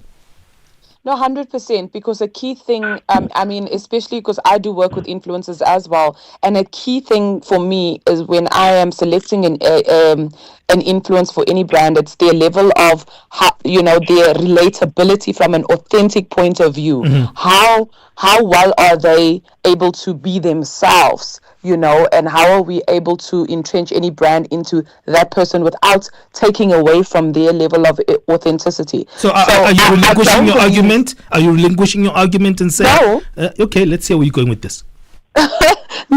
No, okay, the direction from my argument is, yes, I don't expect them to answer to every thing that's being said or have an opinion on everything. Okay. But when they do have an opinion, you can put across an opposing thing or a thing that others may not agree with, but put it across in a responsible way. Okay. And it's just about how you communicate a certain thing.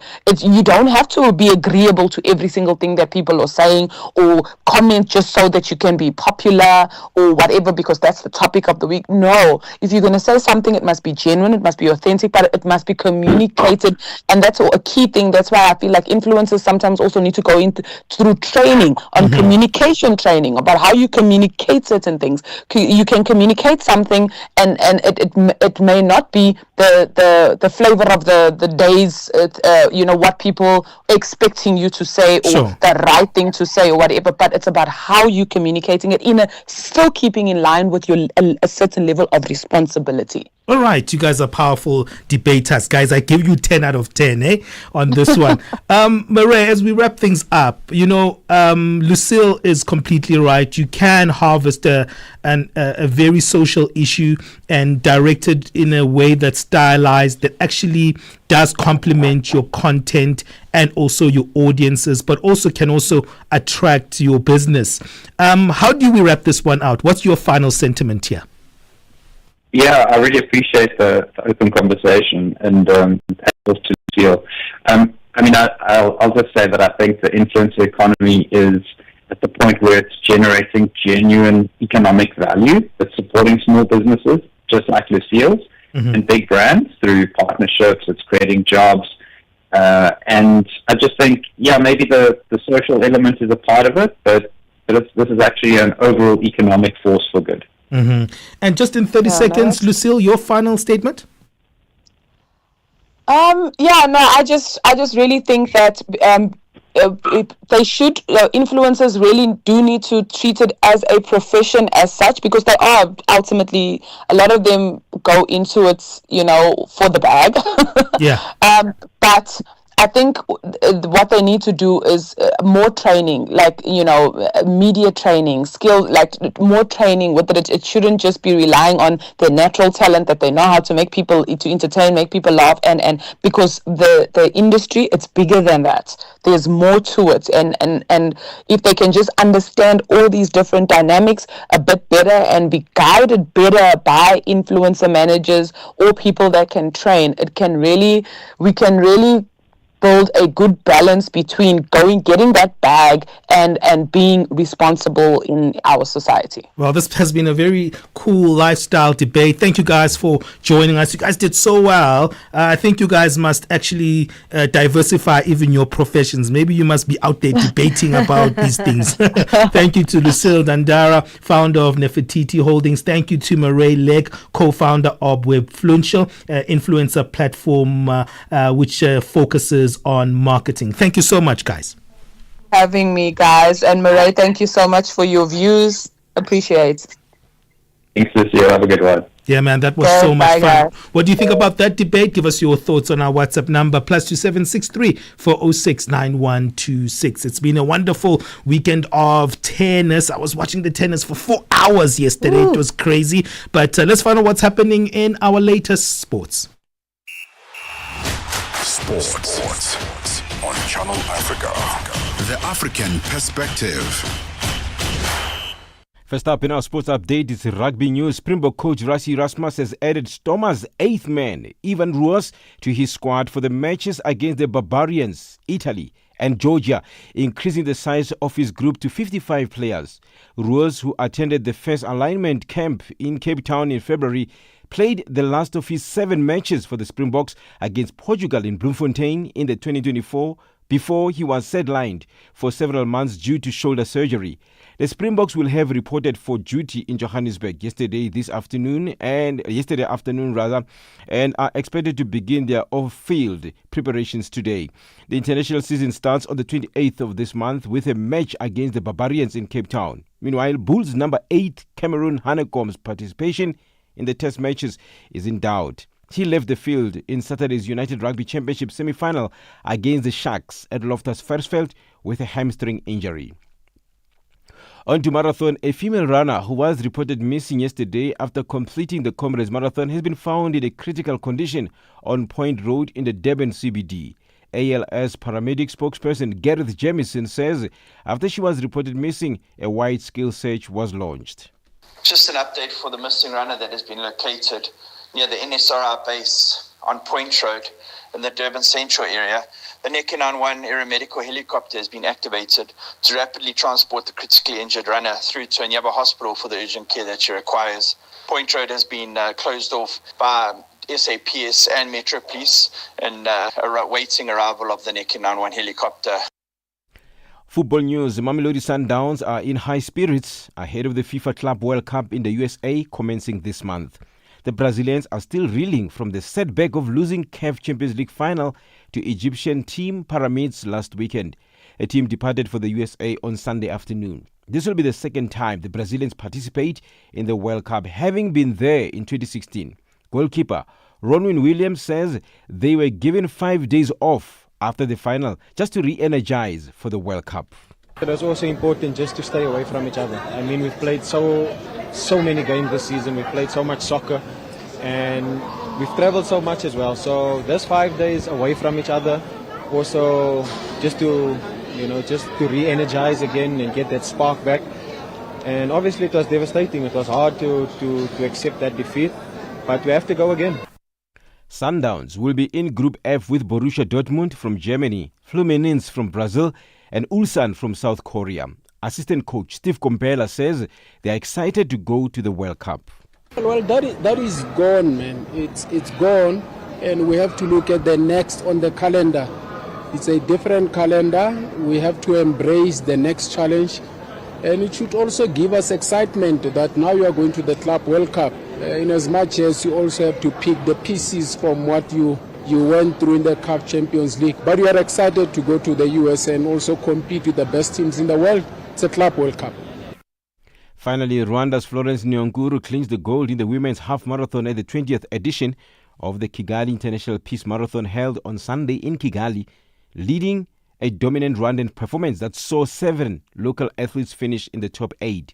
Nyonguru crossed the finish line in 1 hour, 13 minutes and 57 seconds. For any sports stories you'd like to share with us, please send an email to newsroom@channelafrica.co.za or call us on +2711 714 4459. This is Channel Africa Sport with me, Fikile Lingwati. Sports on Channel Africa. The African Perspective.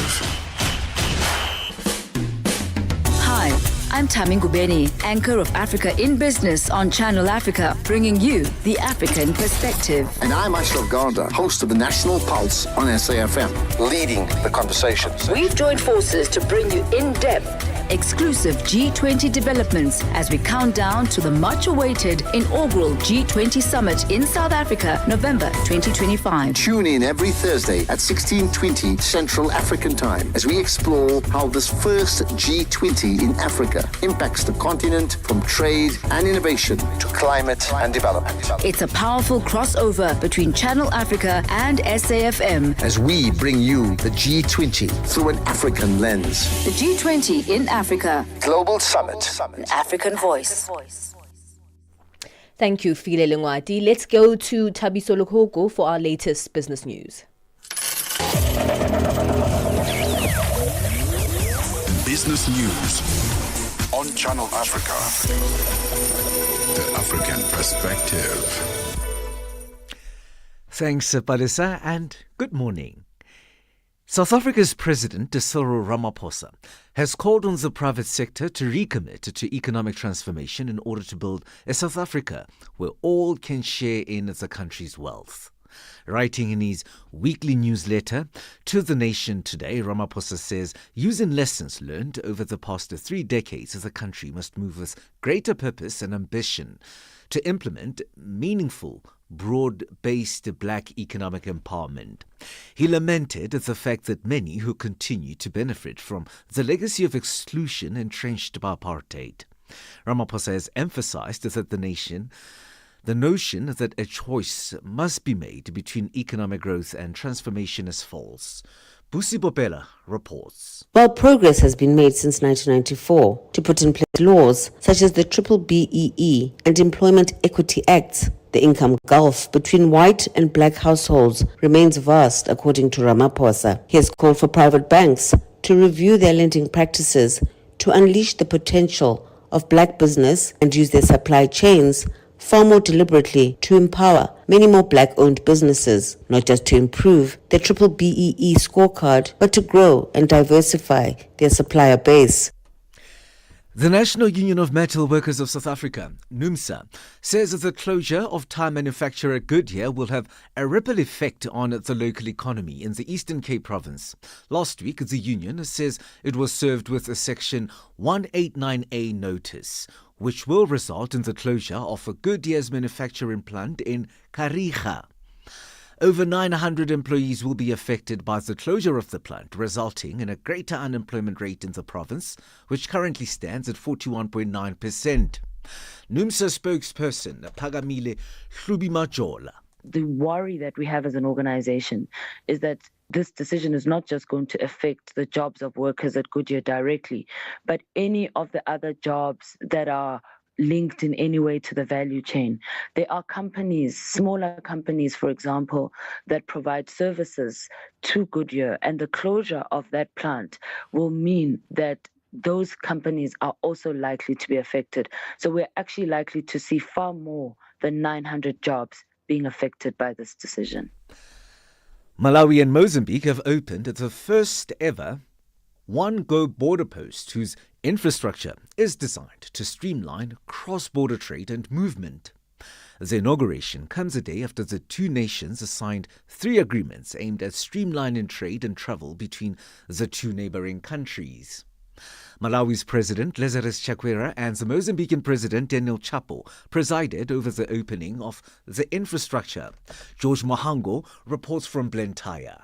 The one-go border post model carries out the migration, customs and health processes between the two nations at a single entry and exit point, promoting greater efficiency in the movement of people and goods and reducing time and logistical costs. The model is part of the World Bank-funded Southern Africa Trade and Connectivity Project, which aims to strengthen connectivity, facilitate cross-border trade and promote sustainable economic growth in the Southern Africa region. Botswana's main diamond company has paused production at some of its mines, citing a prolonged downturn in the global demand. Botswana. A joint venture between the government and global mining giant De Beers saw its sales revenue drop by almost 50% last year. Botswana is the world's largest producer of diamonds by value. According to the International Monetary Fund, the industry accounts for a quarter of the country's total annual income, the gross domestic product, GDP. The dollar has slipped against all major currencies as exuberance over an upbeat U.S. employment report gave way to caution ahead of pivotal U.S.-China trade talks set to take place in London later in the day. The talks come at a crucial time for both economies, with China grappling with the deflation and trade uncertainty, dampening sentiments among U.S. businesses and customers, prompting investors to reassess the dollar's safe haven status. Treasury Secretary Scott Bessent, Commerce Secretary Howard Lutnick and Trade Representative Jameson Greer are expected to represent the U.S. at the trade talks, while Vice Premier He Lifeng would likely be present with the Chinese delegation. $1 in Nigeria is trading at 1,000 naira 556. Botswana 13 pula 24. Kenya 128 shilling 718, and Zambia 24 kwacha 60. The BRICS countries in Brazil, the dollar there will cost you 5 ruble 55. Russia 78 rubles 80. India 85 rupees 75. For China 7 yuan 18, and in South Africa $1 will cost you 17 rand 75. $1 is trading at 73 pence to the British pound and 87 to the euro. A look at commodities markets now. Gold $3,304. Platinum $1,167 per ounce. Brand crude oil is at $66.45 a barrel. For any business stories you would like to share with us, send us an email to newsroom@channelafrica.co.za or call us on +27 11 714 4459. For Channel Africa Business in Johannesburg, I'm Thabiso Lohoko.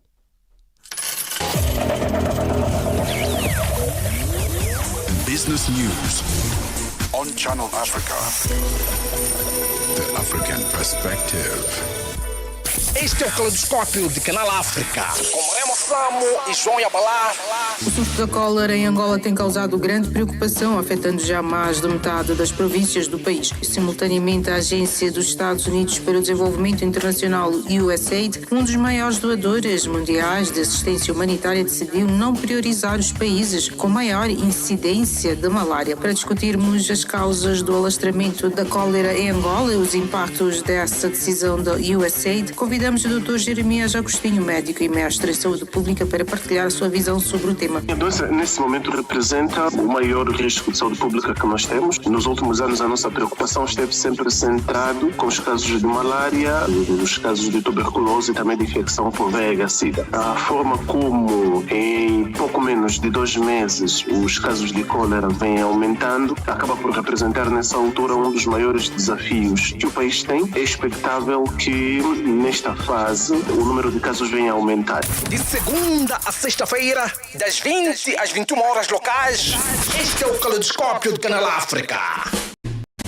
Hi, I'm Tammy Ngubeni, anchor of Africa in Business on Channel Africa, bringing you the African perspective. And I'm Ashraf Garda, host of the National Pulse on SAFM, leading the conversations. We've joined forces to bring you in-depth, exclusive G20 developments as we count down to the much-awaited inaugural G20 summit in South Africa, November 2025. Tune in every Thursday at 16:20 Central African Time as we explore how this first G20 in Africa impacts the continent, from trade and innovation to climate and development. It's a powerful crossover between Channel Africa and SAFM as we bring you the G20 through an African lens. The G20 in Africa Global Summit. An African Voice. Download the SABC app and take Channel Africa with you everywhere you go.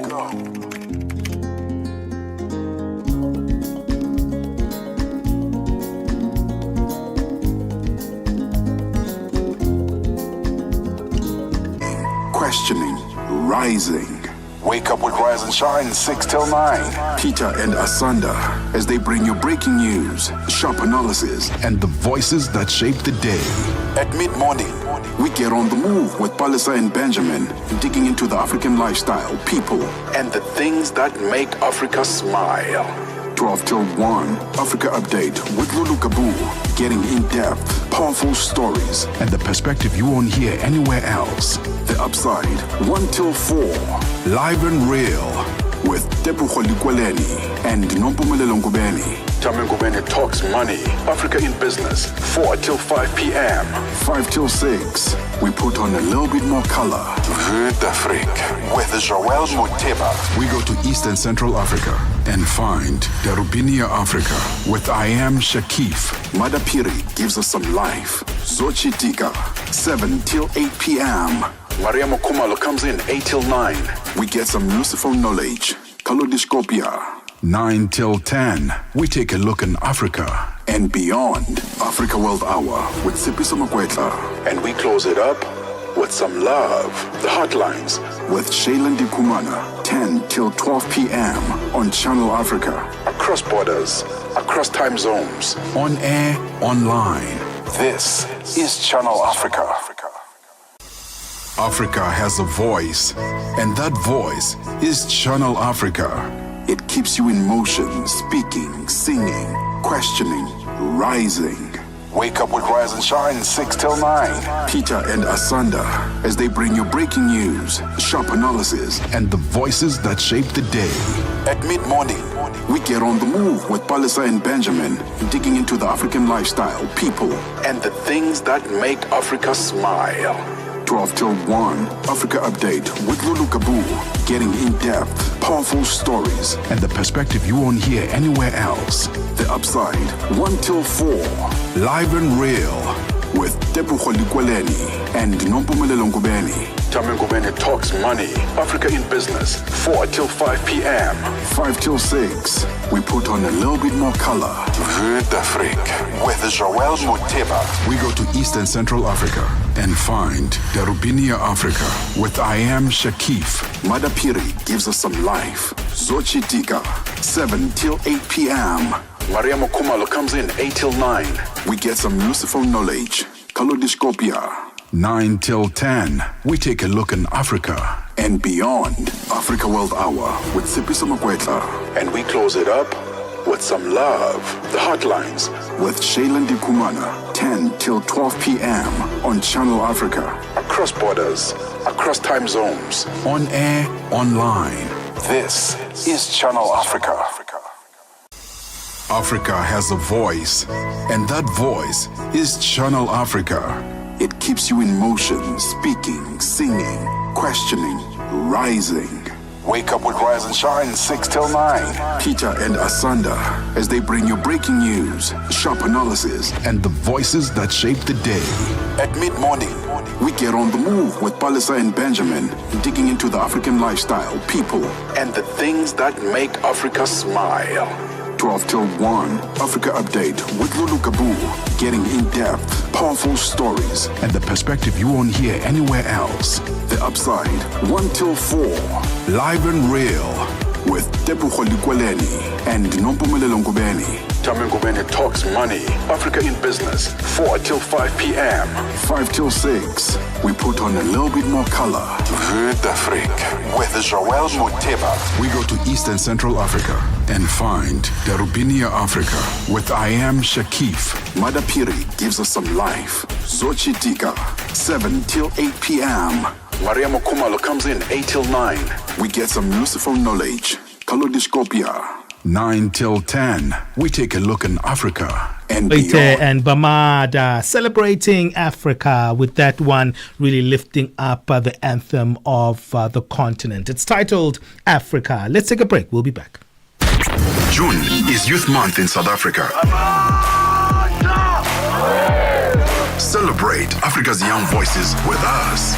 Channel Africa, the African perspective. Are you fluent in French, Chinyanja, Portuguese, Kiswahili? Are you passionate about radio? And are you looking to work in South Africa?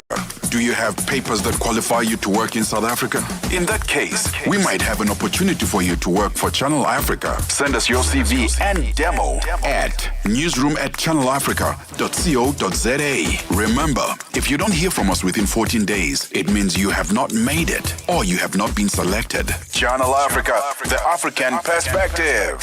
Benjamin Moshatama and Palesa On the move.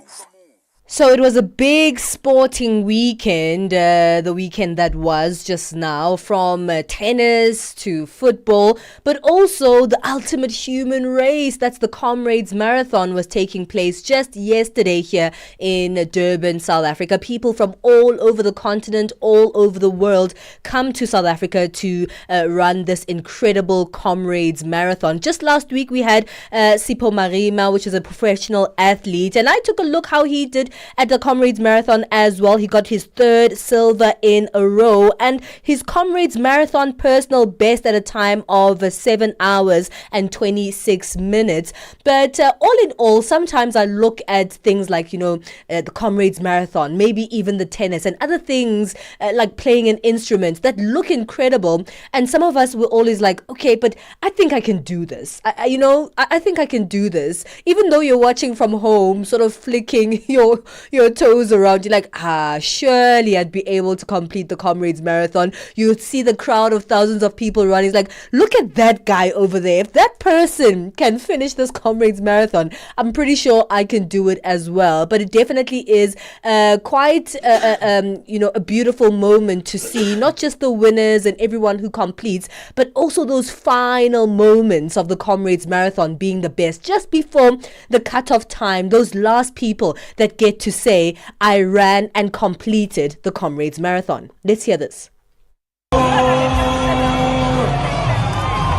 a noise! Don't stop making that noise! They need you to help them home!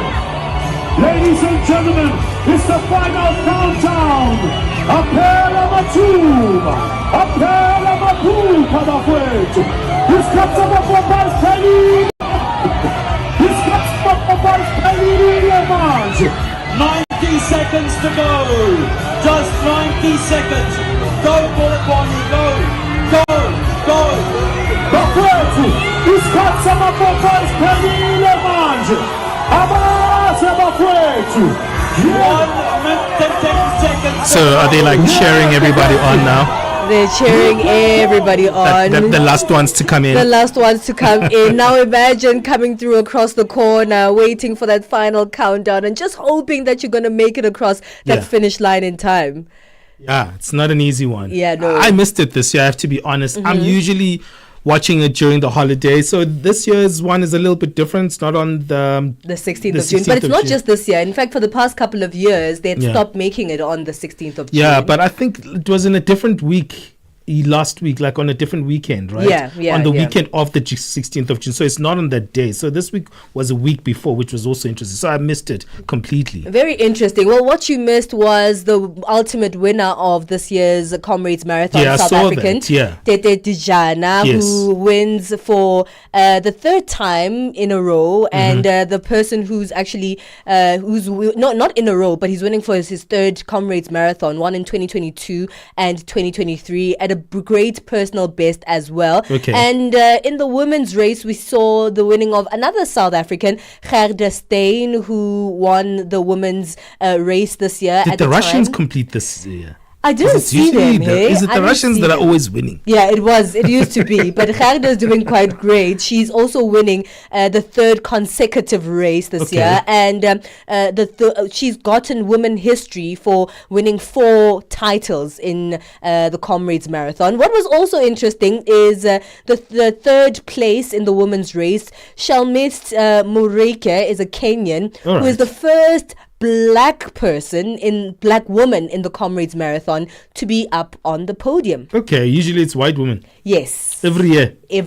So the very first black person to be amongst the top 3 podium of the Comrades Marathon, Kenyan Shalmist Mureki. I didn't know that there's never been another black woman who's been on the podium. Are you sure, Pali? I'm 100% sure. Okay, and we're seeing that for the first time in this year's Comrades that's a cool Marathon. one. But also congratulations to also the white winners. There's no discrimination. discrimination here. And more than anything, congratulations to anybody who, first of all, has the guts Yeah. to run a race like the Comrades Marathon, and those who get to finish as well. Yeah, man. I would never put myself through that torture, but I always kind of love to see that enduring spirit from all the participants of the Comrades. It's a wonderful human achievement. So well done to all the Comrades participants. Hey, let's go back to the music. This is KC with one titled Fun Face.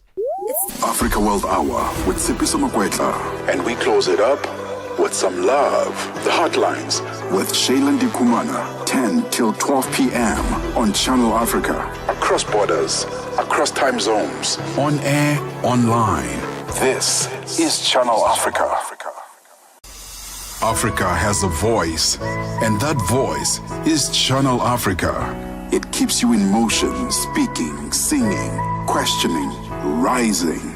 Wake up with Rise and Shine, 6 till 9. Peter and Asanda, as they bring you breaking news, sharp analysis, and the voices that shape the day. At mid-morning, we get on the move with Palesa and Benjamin, digging into the African lifestyle, people, and the things that make Africa smile. 12 till 1, Africa Update with Lulu Kabu, getting in-depth, powerful stories, and the perspective you won't hear anywhere else. The Upside, 1 till 4, live and real, with Tepuho Likweleni and Nompumelelo Ngubeni. Tame Ngubeni talks money, Africa in business, 4 till 5 p.m. 5 till 6, we put on a little bit more color. Vue d'Afrique with Joel Moteba. We go to East and Central Africa and find Darubinia Africa with I Am Shakif. Madapiri gives us some life. Zochi Tika, 7 till 8 p.m. Maria Mokumalo comes in 8 till 9. We get some useful knowledge. Kalodiscopia. 9 till 10. We take a look in Africa and beyond. Africa World Hour with Sipiso Makwetla. And we close it up with some love. The Hotlines with Shailen Dikumana. 10 till 12 p.m. on Channel Africa. Across borders, across time zones. On air, online. This is Channel Africa. Africa has a voice, and that voice is Channel Africa. It keeps you in motion, speaking, singing, questioning, rising. Wake up with Rise and Shine, 6 till 9. Peter and Asanda, as they bring you breaking news, sharp analysis, and the voices that shape the day. At mid-morning, we get on the move with Palesa and Benjamin, digging into the African lifestyle, people, and the things that make Africa smile. 12 till 1, Africa Update with Lulu Kabu, getting in-depth, powerful stories, and the perspective you won't hear anywhere else.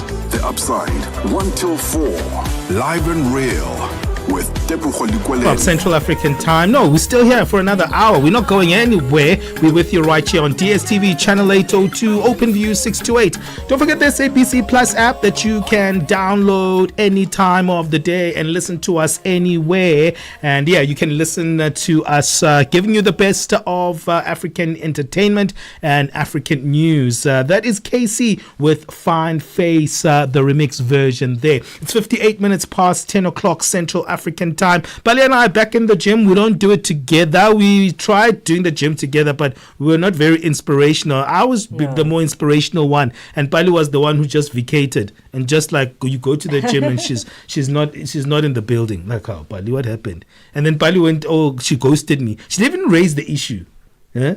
But we've spoken about this. It was last year also. Now, I'll always make you feel guilty about this one. I'll always make you. But we're back in the gym and we're doing it separately this year. And it's interesting that the gym has a lot of benefits, right? But apparently there's saucy benefits for the gym. Do you know any? Yes, I know a lot. Okay, tell us. Tell us. I'll let you know in the next hour. Family-friendly stuff. Family-friendly. Family-friendly stuff. We'll speak to our certified sex coach, Nikki Brivik, who is going to just chat to us about how workouts are potentially killing the bedroom mood. But we're also going to have Lerato Litlake, who's an executive health and wellness expert, to speak a little bit about how we can actually not see that happen. Because I know when your muscles are heavy and you feel like you've done a lot during the day, the last thing you're thinking about is making the madam happy. You're thinking, yo, these bones of mine, they've felt so much pain. So we'll talk a little bit about that, but it is a family-friendly conversation. So do stay with us right here on Channel Africa. It's 1100 hours Central African time. We're moving into that final hour. Let's get the latest news before we get into these heaty conversations. SABC News. The African Perspective. Top story is Asawa preparations underway for the funeral service of former Zambian President Edgar Lungu, and Trump's travel ban comes into effect. Good morning, I'm Jolani Tulo Webe. Preparations are underway for the funeral service of former Zambian President Edgar Lungu. Lungu died while receiving specialized treatment in South Africa. He was 68. The government's announced a 7-day period of mourning which ends on Sunday. Bonolo Maribe has the story. The body of the late Zambian president will be repatriated on Wednesday while preparations are underway for his memorial and funeral services in Lusaka. Lungu was being treated at a medical center in Pretoria. He was Zambia's 6th president and held the office from 2015 to 2021 when he lost an election to the current president, Hakainde Hichilema. Hichilema has announced that Lungu will be offered a state funeral. Political scientist with special interest in political economy, Dr. Frederick Guluba Mutebi, says Rwanda's decision to withdraw from the Economic Community of Central African States, or ECAS, signals that there has been unanimity in condemning Rwanda for its role in the conflict with the DRC. Justifying the move, Rwanda also accused the neighboring DRC of instrumentalizing the bloc with the support of member states. According to the Foreign Ministry, Rwanda's right to the rotating presidency, as stipulated in Article 6 of the treaty, was deliberately ignored with instructions from the Congo. Mutebi says the move will, however, not have a direct impact on regional stability. What that exit demonstrates is that within ECAS itself, there has been a degree of unanimity in condemning Rwanda's so-called undermining of DRC's territorial integrity. But as far as resolving that conflict is concerned, I'm not sure it's going to be affected at all. The United Democratic Movement Women's Organization, or UDEMO, in South Africa has condemned the recent return of Oscar Pistorius to public sports, calling it an insult to the memory of his girlfriend Riva Steenkamp. Pistorius, who was convicted of murdering Steenkamp in 2013, competed in the Ironman 70.3 triathlon in Durban last week. This was Pistorius' first athletic appearance since being released on parole in January 2024. The organization's Secretary General Thandi Nontenja. This is an insult to all the victims of gender-based violence in South Africa. We all know that at the moment the country has a pandemic that is reaching a crisis point for femicide.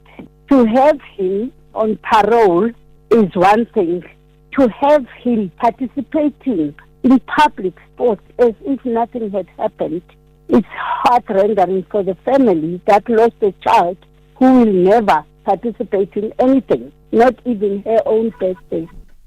U.S. President Donald Trump's sweeping new travel ban, which bars citizens of 12 countries from entering the United States, comes into effect from today.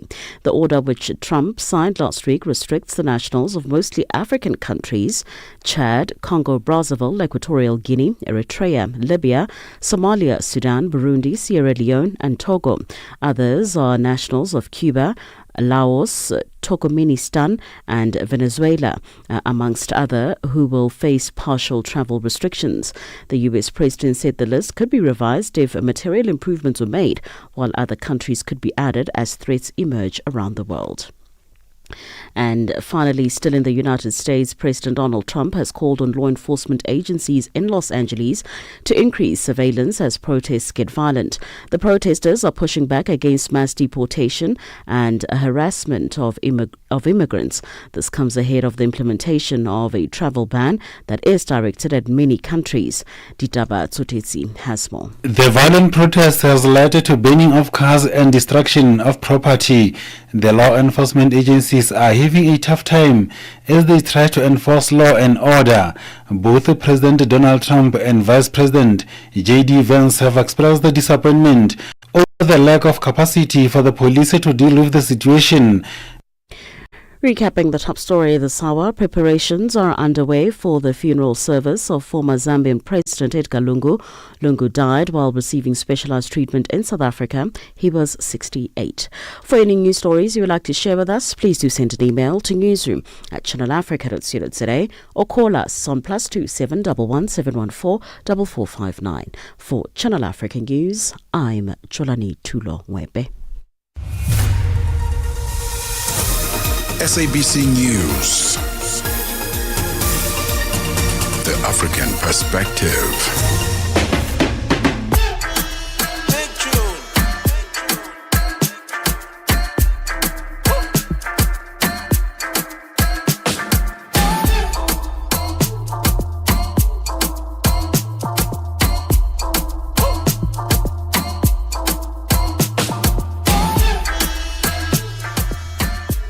Thank you, Joalani Tulo, for that update. That was our news, and she's wrapping things up for the morning. But we still have more news. Remember, at around 11:30, we'll get our sports update from Figile Lingwe Ngati. And then after, we'll get our business news from Tabiso Lohoko. Things are getting heated in our Monday conversation today when we look at our fitness feature. We have it every Monday. We're going to be looking at exercise and physical fitness associated with health benefits. But is it good for the bedroom, for that interesting activity, that one that we hide, all of us, the sexual one? Yeah, it's called sex. Yeah, we're going to be speaking sex and fitness today, and trying to figure out how do you actually navigate the sex schedule and your fitness aches, and also figure out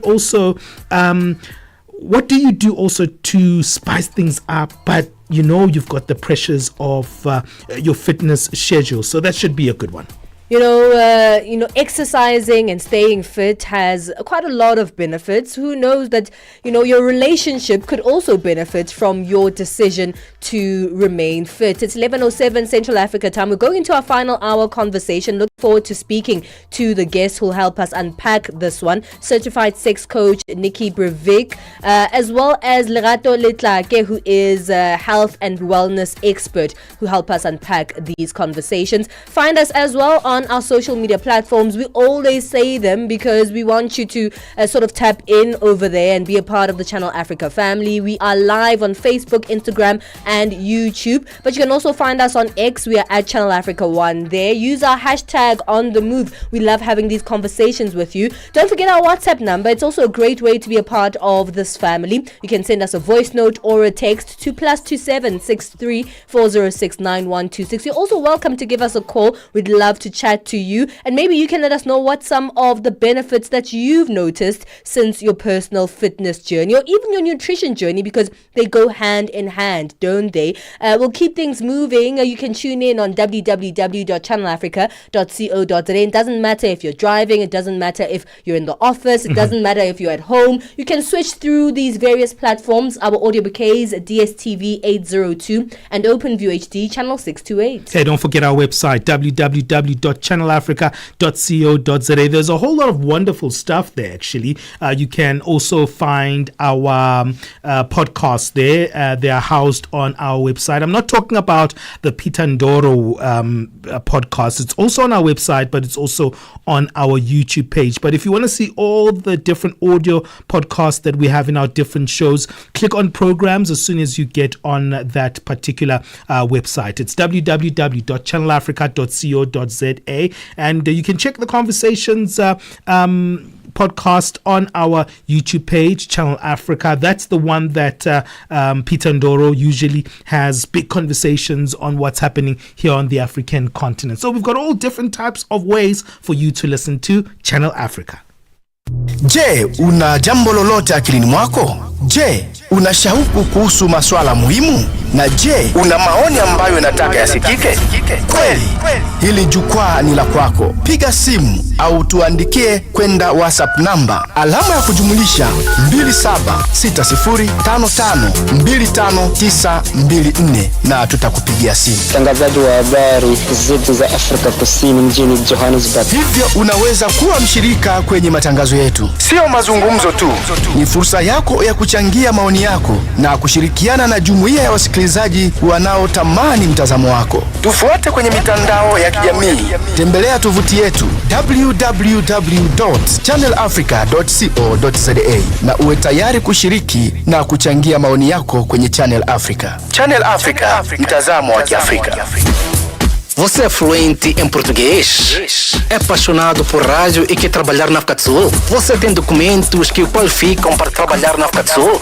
Nesse caso, podemos ter uma oportunidade para você trabalhar no Canal África. Envie seu currículo e demonstração para Canal África at newsroom@channelafrica.co.za. Lembre-se, se você não receber alguma resposta nossa em 14 dias, isso significa que você não foi selecionado. Canal África, a perspectiva africana. Africa, meet Abedi. Yeah, that's me. Abedi is a music lover through and through. I really love African music. He's got a taste for all kinds of tunes and spends his days listening to Channel Africa. Guess what? He didn't know. Okay. Channel Africa wants to help Abedi and all music lovers everywhere to discover even more incredible music.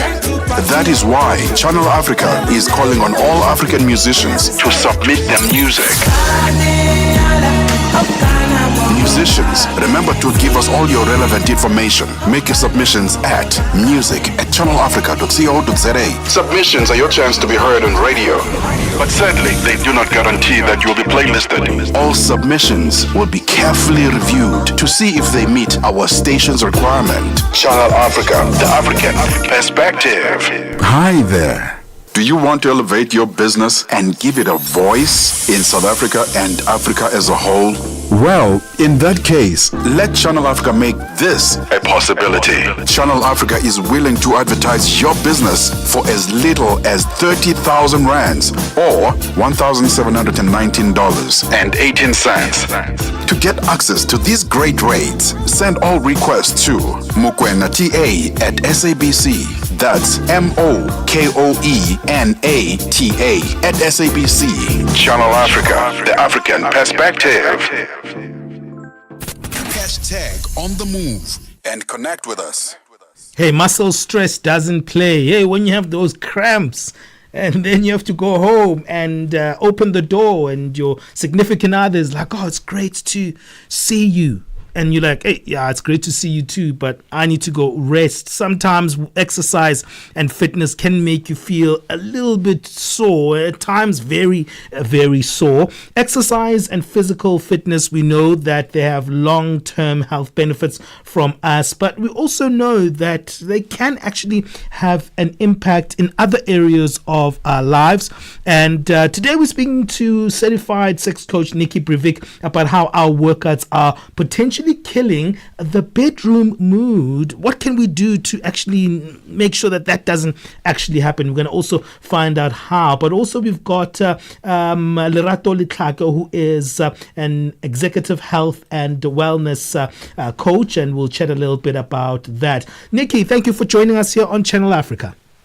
Thank you so much for having me. Yeah, man, I've got muscles pains as we speak right now because at times when we go to the gym, we think like, you know what, I've got this. It's going to impact me in so many different ways. I'm going to be the sex bomb all of a sudden. But it's not that simple. The body is a sensitive vehicle. It's actually a fragile vehicle. The more you go to the gym, that's when you start noticing that actually this body is very sensitive, and it's so sensitive in many ways. And we never have that fitness conversation and relating it to our sex life. You're absolutely right. I mean, it's such a fascinating topic, this, because fitness and sex are both sold to us as paths to feeling good and confident and alive and vital. But what happens when one starts to cancel out the other? And I've seen many clients that they'll say, I'm doing everything right, I'm eating clean, I'm lifting weights, I'm running marathons, but I feel flat in the bedroom. What is going on? And, overtraining or intense fitness routines can mess with your hormones. When your body is constantly under pressure, there's cortisol level spikes, there's your libido often tanks. So you're feeling physically strong, but you're sexually like flatlined. And you might look great. You might still, you look amazing. It's that body image paradox, but you still don't feel sexy because you kind of have no energy to feel sexy. It takes all your time and energy. So I think the thing is balance. That's kind of the balance that we have to kind of strike. If you're working too hard in the gym and you're too tired, you kind of come home and you collapse into bed. Where does sex fit in? And for couples, it can start to feel like your roommates without actually the fun part of things. All right, that's such an interesting way of looking at it. I want to bring us our fitness expert, Lerato. Welcome back on the show, Lerato. It's been a while. I mean, we're speaking about this relationship between fitness and sex, right? What are your thoughts around it? Because, the negative impacts are the fact that you could be too fatigued to actually focus on the sex thing, but also you could be, ignoring the fact that even your body has certain limitations when it comes to the gym and what it can actually do in the bedroom. So what Nikki is saying, that balance is so important. I didn't hear listening. And just to add on to what Nikki said over here is that you need to work out like your long run, heavy lifting, high intensity training, even cycling in most cases. It's you need to balance it out, right? And remember, low energy equals less desire for sex or even romantic connection, right? So at some point, you need to have this thing of, I don't want to say you need to schedule your sex life, but at the same time, you need to figure out, can I, is this thing before my partner, or do I, early morning workouts, cuddling, sometimes can cut into your cuddling time, or so you need to figure out whether, and sometimes it can be spontaneous, but in most cases, you can plan it. Okay, Lerato, I'm struggling with that line. We're going to see if we can redial your line and see if we can get it a little bit better, maybe get it on a different channel there. But, the point that Lerato was making is very interesting because we think intimacy is all about, the more detailed sexual activity. But I think also intimacy can also accommodate that your partner has been out to the gym all day. He's been out at work before then and is enjoying this newfound maybe gym routine and is a little bit tired when they get home. And at times we think intimacy is just one thing, Nikki. Isn't that also another thing that can actually hamper the whole relationship between these two extremes? No, absolutely. I think that's kind of, you've hit the nail on the head, is that it's all about, it's basically what I was saying, is that balance is everything. Because if you are exhausted and you come home, you drop into bed, you can barely even make conversation, then you're training for yourself. And remember, a great relationship requires work. Great sex requires work. People don't like to say that, but the reality is we can't all have great sex lives. And if it was so easy, you would be having it without work. Everything in life that matters takes work. And if you are using all your energy on working on everything else, your body, what your body looks like, your work life, and you're coming home and you're not investing in your relationship and putting in the time that takes, that's basically kind of the exercise for your relationship is kind of tuning into your partner. And if you're too tired to do that, then obviously that's the problem. But remember, exercise can make you feel hot in all the best ways as well. Because remember, movement gets the blood flowing and releases feel-good hormones like endorphins, dopamine, and boost body confidence. So when you're feeling strong and you're capable and energized, you're more likely to want sex and feel desirable. So that post-workout glow isn't just sweat, it's like vitality. And often I say that that's the time that you can have a quickie. It almost is like a shortcut. Yeah. Because you almost don't even need foreplay because you're feeling so great. All the blood is pumping to the right places. Quickies can be great after exercise if you've exercised together. So that's also a fun hack to know, is exercise with your partner. But it's all, again, about balance. That's like fun. It's exercise that's been good that hasn't completely wiped you out. Mm-hmm. So, it's the kind of exercise that matters. Like punishing, exhausting, aesthetic, obsessed workouts, those decrease desire. Mm-hmm. But pleasurable, embodied movement can stoke your erotic energy and get you, wanting more and connecting. So if you can do that together or even apart and come back together, then you can really be having a hot sex life. But it's all about not going over the top, only focusing on what your watch is saying rather than what each other and what your body is saying. I love that last statement, not focusing on your watch, because I'm wearing these watch that monitors our heartbeats and at times we're always looking at these watches. Have I done my 10 steps for the day? But you haven't done your 50 steps in the bedroom. Well, we'll talk a little bit more about I often say to my husband, I say, how did you sleep? And he says, hold on, let me check my watch. I'm like, well, do you feel tired or not? And that's a little bit like that. Like we come back, I need to rest. I can't have sex. Yeah, because, I've done my workout for today. I'm like, hello, no, listen to your body and also move for pleasure, not punishment. Absolutely. Nikki, I need to take a break. We'll come back on that note.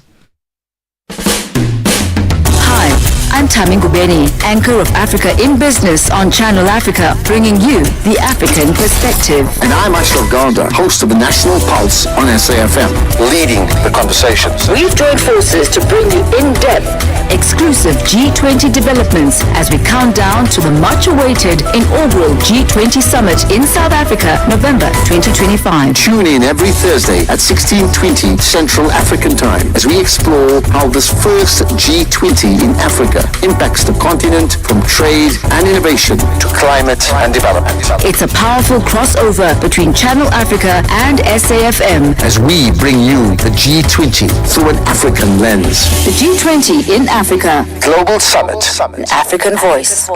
Benjamin Moshatama and Palesa on the move.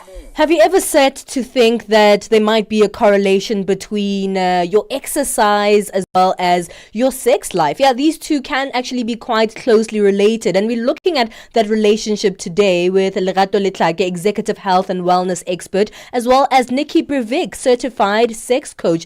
Lerato, I hear that your line is better. Let's come to you. There are a lot of benefits to moving your body and exercising. And I think sometimes where we get a conversation like this wrong is not looking at the additional benefits and looking at the benefit of sex to only be in the physical, like the physical act itself. But there are some benefits that come from exercise, that come from a fitness routine that could actually stir other parts of your emotions, your body, and could help you with your relationship. Palesa, can you hear me? I literally did not hear what you said right now. I don't know if it's I can hear you. You sound a little bit low, but what I'm saying to you is that maybe we're focusing on the wrong side of this relationship, right? Between fitness and your sex life. Can you hear me? Okay, it doesn't seem like we have Lerato there. Actually, I think I can still bring this conversation to you, Nikki. Are we thinking too much about the act itself, like the physical part of the relationship between fitness and sexuality, whereas we can actually look at some of the more emotional benefits of exercise and how you can implement those in your sex life? Yeah, absolutely. I love that. So, so I've got a few tips that I always give out. I say, first of all, we've got to be present in our body. So, because in order to be able to feel pleasure, we need to feel into our body. So many people are disconnected from their bodies. People can not even realize they're having an orgasm because they're so uptight that we are so out of touch with our body. Yeah. So be present in your body. So that's often what kind of exercise can you do that can make you feel that way. So that's mindful movement like yoga or Pilates. It can help you tune in, not zone out from your body. It helps you to make that first step into wanting to share it, or even dancing. Dancing is a fun way to be present in your body and kind of tune into it. Then remember exercising with your partner. That helps you have connection. Shared movement builds connection and anticipation. It's saying, hi, let's have a sexy warm-up together. Let's go for a walk. Let's stretch together. Let's go for a run, a hike. Let's get those endorphins pounding and kind of being present with each other and in this moment without kind of any distractions of the phone, which is, the phone is the biggest kind of dampener on our libido. But when you're exercising and you're just doing it together and being present, that's kind of teaching you all that kind of presence within your body and with your partner. Mm-hmm. Then you can celebrate your body post-workout. You take a moment to admire yourself, not for being perfect, Yes. but for being alive, for being vital, for being able to be so pleased with what your body, this one body that we have, what we can do with this body. And that appreciation often translates into feeling more open to pleasure because we realize, wow, I managed to hike that mountain. I managed to do that push-up. I'm amazing, and this body is amazing. And what pleasure can it give me? And how can I share that with my partner? And then rest like a rebel. You don't overdo it. Desire needs energy. Mm-hmm. Overtraining steals your energy.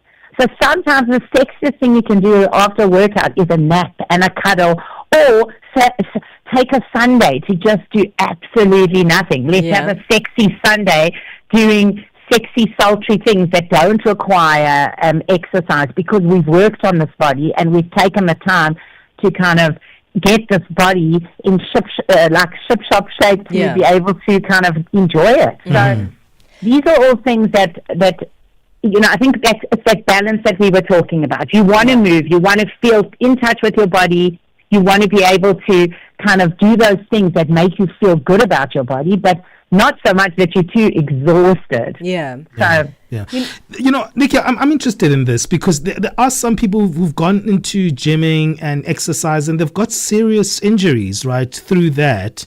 And they still are exercising and because they have to, because, the body needs exercise. But in that circumstance where you have to actually accommodate someone's physical injury in the sex act, what do you think you would advise someone out there? Because at times these things do happen. What do you think would be a great tip on this one? So, that is the thing. We need to listen to our body. It's a bit what I was saying earlier, is that we're so out of touch with our bodies that we often kind of injure ourselves. We don't hear what our body is saying to us. We're not hearing, help, stop, this is going to hurt me. Mm-hmm. But I mean it in a sense, sorry Nikki to interject there, I mean it in a sense where your partner is telling you, I actually have an injury from gym. It's going to take some how time. do you avoid hurting me? No, and also how do you also consider that injury during the sex deed? Yes. So, well, look, obviously that kind of depends where the injury is.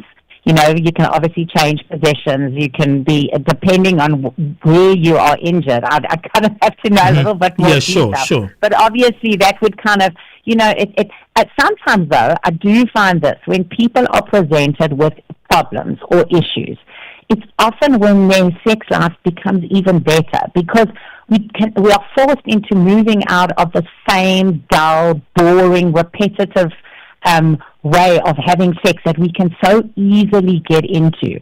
And the problem is that variety, boredom is the thing that kills most people's sex lives, and that's the thing we all kind of fall into, that rut. So novelty and variety is what fuels our sex lives.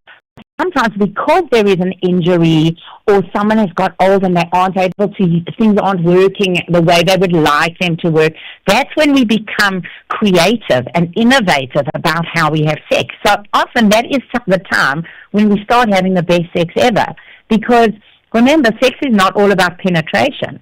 It's about lots of things. It's about touching, kissing, doing other things. And when we're forced into being creative about what we do, that's when we make that magic. So I sometimes see injury as a time to rebirth yourself and find a better way of having sex, 100%. I think we'll leave it there because we've run out of time, Nikki. Thank you so much for your time on this one. And I think it's important for people to understand that it's not just the physical, but the emotional also plays a huge role in how you look at the relationship and the sexual relationship as a whole. So yeah, even if you might be injured, there's so many ways in which you can continue to, explore one another and enjoy one another outside of physical exertion. But I really appreciate your time with us today. Oh, no problem. So lovely to have you. Can I ask your followers to follow me on Instagram? Absolutely. Please let us know what your handles are. It's ask.nikki, N-I-C-K-I, ask.nikki. I love to hear from you. I put on lots of tips, lots of advice, and please follow me. Love that. I'll be following you right now. That's certified sex coach Nikki Brevik. I'm joining us as well. I'm joining. It's 11:30. Let's get our latest sports news. File Lengwati is back. Sports on Channel Africa. The African perspective. We kick off with football news. Kenya's Harambee Stars extended their winless run under new head coach Benny McCarthy after settling for a 0-0 draw against Chad in an international friendly stage at the Stade de Marrakech in Morocco at the weekend. Despite creating better chances and dominating position, homeboys failed to convert in what was McCarthy's third outing since his appointment on the 3rd of March. Kenya and Chad will face off again on Tuesday at the same venue.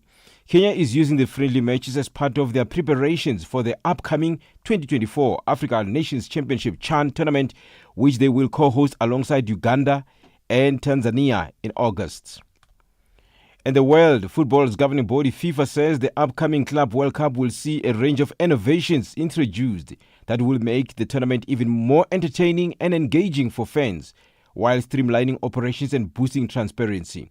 Following the International Football Association's board's approval, referees will wear body cameras at the competition, and the footage will be used by FIFA Club World Cup 2025 exclusive global broadcaster DAZN as part of live match broadcasts during the tournament.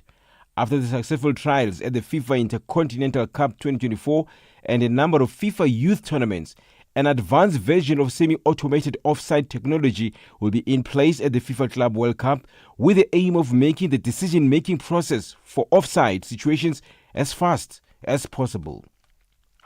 Now, rugby news. Springbok coach Rassie Erasmus has added Stormers' eighth man, Ivan Roos, to his squad for the matches against the Barbarians, Italy and Georgia, increasing the size of his group to 55 players.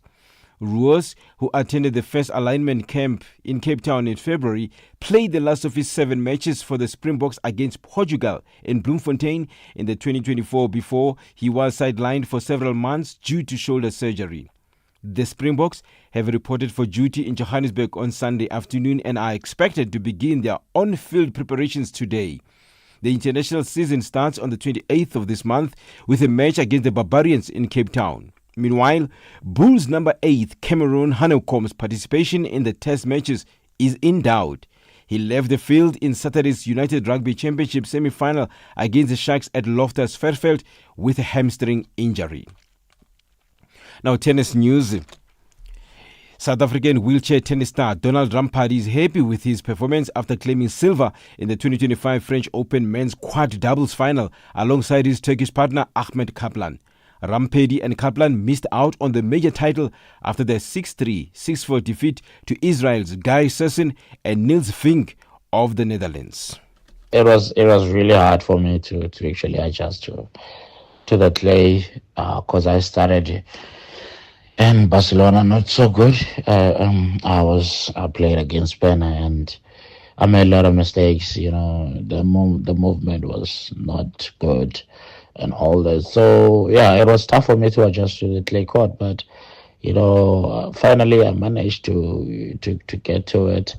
And yeah, that just shows how important it is to play, leading tournaments to the Grand Slam. So, yeah, it took me a week to actually adjust to it, but I'm happy with how I ended. Rampadi adds he was happy to reunite with Kaplan after their participation in the Australian Open earlier this year. So he's such a special player. He has big shots, big forehand, big backhand. So yeah, I was just there, try to guide and do what I do best. Just play long balls, deep balls, doubles to set up for the short balls. So yeah, we did well. And I'm very proud of what he did, and also he was the first time playing in the finals of the Grand Slam, so it's a great achievement for him and also for me. For any sports stories you'd like to share with us, please send an email to newsroom@channelafrica.co.za or call us on +2711 714 4459. This is Channel Africa Sport with me, Figile Lingwati. Sports on Channel Africa. The African Perspective. Je, una jambo lolote akilini mwako? Je, una shauku kuhusu masuala muhimu? Na je, una maoni ambayo unataka yasikike? Kweli, hili jukwaa ni la kwako. Piga simu au tuandikie kwenda WhatsApp namba alama ya kujumulisha 2760552594 na tutakupigia simu. Mtangazaji wa habari zetu za Afrika Kusini mjini Johannesburg. Hivyo unaweza kuwa mshirika kwenye matangazo yetu. Sio mazungumzo tu, ni fursa yako ya kuchangia maoni yako na kushirikiana na jumuiya ya wasikilizaji wanaotamani mtazamo wako. Tufuate kwenye mitandao ya kijamii. Tembelea tovuti yetu www.channelafrica.co.za na uwe tayari kushiriki na kuchangia maoni yako kwenye Channel Africa. Channel Africa, mtazamo wa Kiafrika. Thank you so much, Brafix Figile Lingwati, for that sports update. Let's bring back Thabiso Lehoko for our last business update of the morning.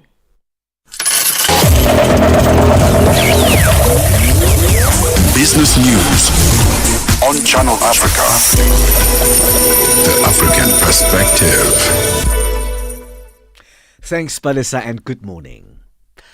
South Africa's President Cyril Ramaphosa has called on the private sector to recommit to economic transformation in order to build a South Africa where all can share the country's wealth.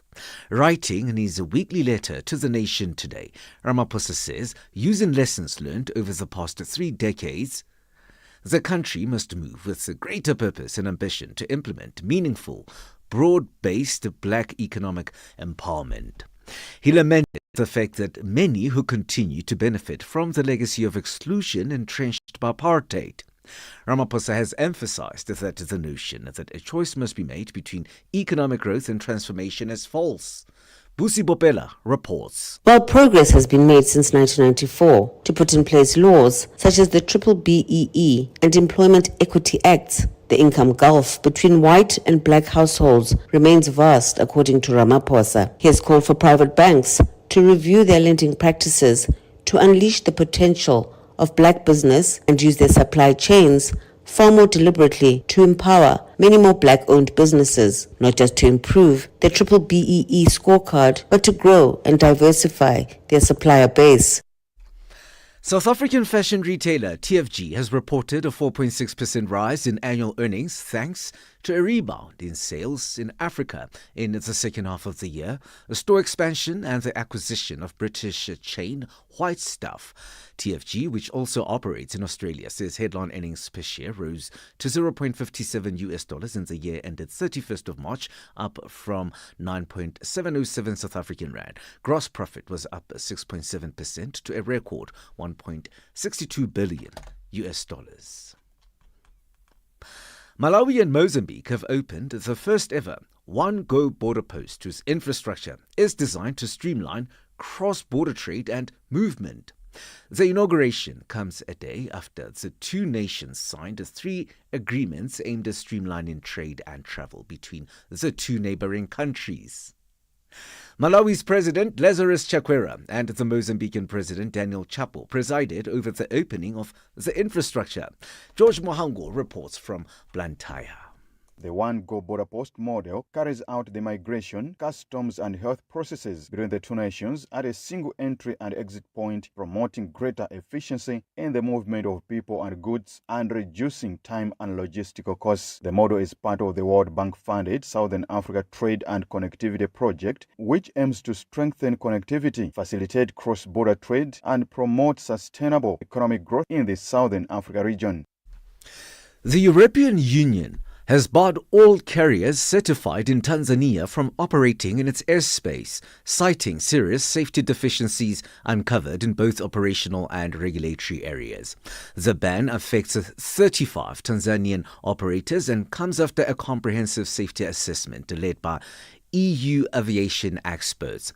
Tanzania has joined a list of 17 countries whose aviation oversight is deemed inadequate, with 142 airlines globally banned for regulatory failings. Shares jumped and the dollar pared recent gains as Asian markets reacted to better-than-expected US jobs data ahead of talks in London aimed at mending a trade rift between the United States and China. Wall Street stocks had closed sharply higher on Friday after the jobs data eased concerns about damage to the world's biggest economy from President Donald Trump's unpredictable tariff regime. On Monday, MSCI's broadest index of Asia-Pacific shares outside Japan climbed 0.7%, with Australia's markets shut for a holiday. $1 in Nigeria is trading at 1,000 naira 556. Botswana 13.24. Kenya 128 shilling 718, and in Zambia it's at 24.60. The BRICS countries in Brazil, the dollar will cost you 1,000 naira 556. Botswana 13.24. Kenya 128 shilling 718, and in Zambia it's at 24.60. $1 is trading at 73 pence to the British pound and 87 to the euro. Commodities markets: gold $3,304, platinum $1,167 per ounce, Brent crude oil is at $66.45 a barrel.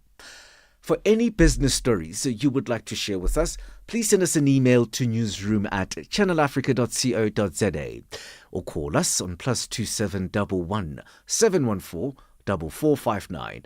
For Channel Africa Business in Johannesburg, I'm Tabisolo Hoku.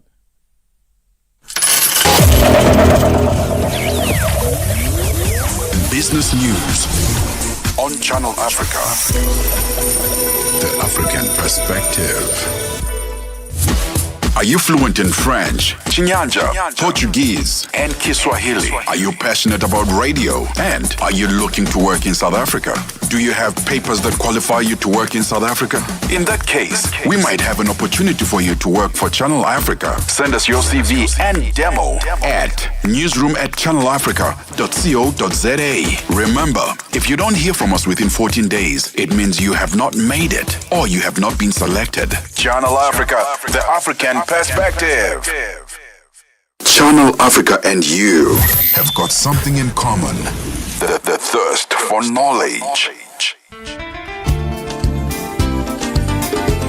Nompumelelo Ngubeni. Tame Ngubeni talks money. Africa in business. 4 till 5 p.m.